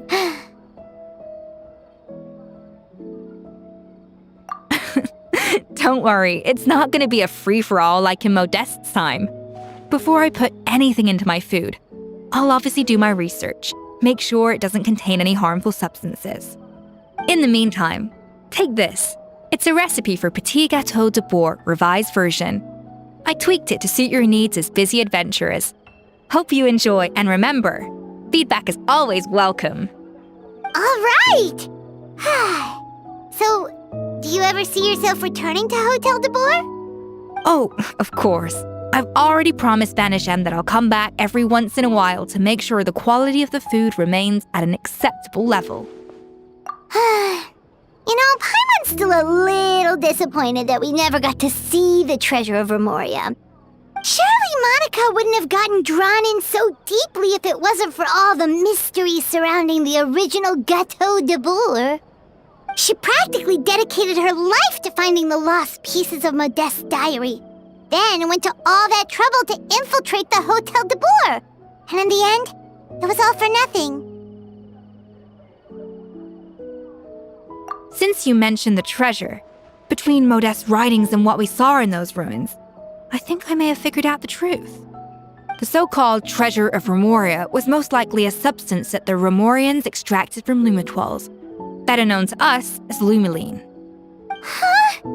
So then, why all the hype back in the early days of Gâteau de Bourg? Don't forget, it was a very different era. We could barely even refine sugar back then, so desserts were very much in their infancy. In a world of bland food, it's no wonder that the first thing to really excite people's taste buds took the world by storm. And as for the Lumiline, it may well have been somewhat valuable in ancient times. But these days, it's just another drug from the Fontaine Research Institute. Even if Savelli hadn't destroyed it all, I doubt it would be worth that much these days. So after all that, there was nothing in those ruins but worthless junk. Feels strange to say it, but Paimon almost feels sorry for Monica. She sacrificed it all only to get nothing in return. Hey! Huh? Navia? You just got back from that underwater ruin, right? Well, check it out.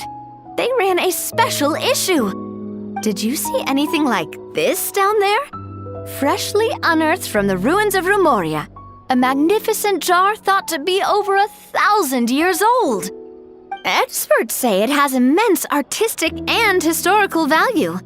It could be worth an absolute fortune. Wait, isn't that the jar they used to hold the treasure? If only it was still in one piece. Some butterfingers must have dropped it or something. Ugh, it's such a shame.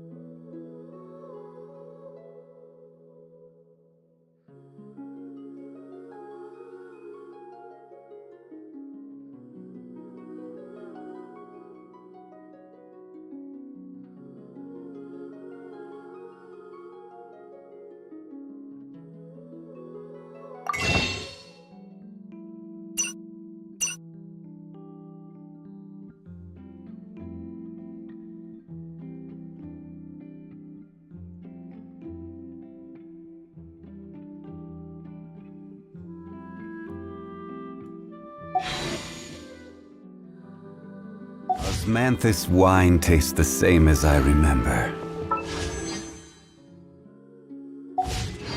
But where are those?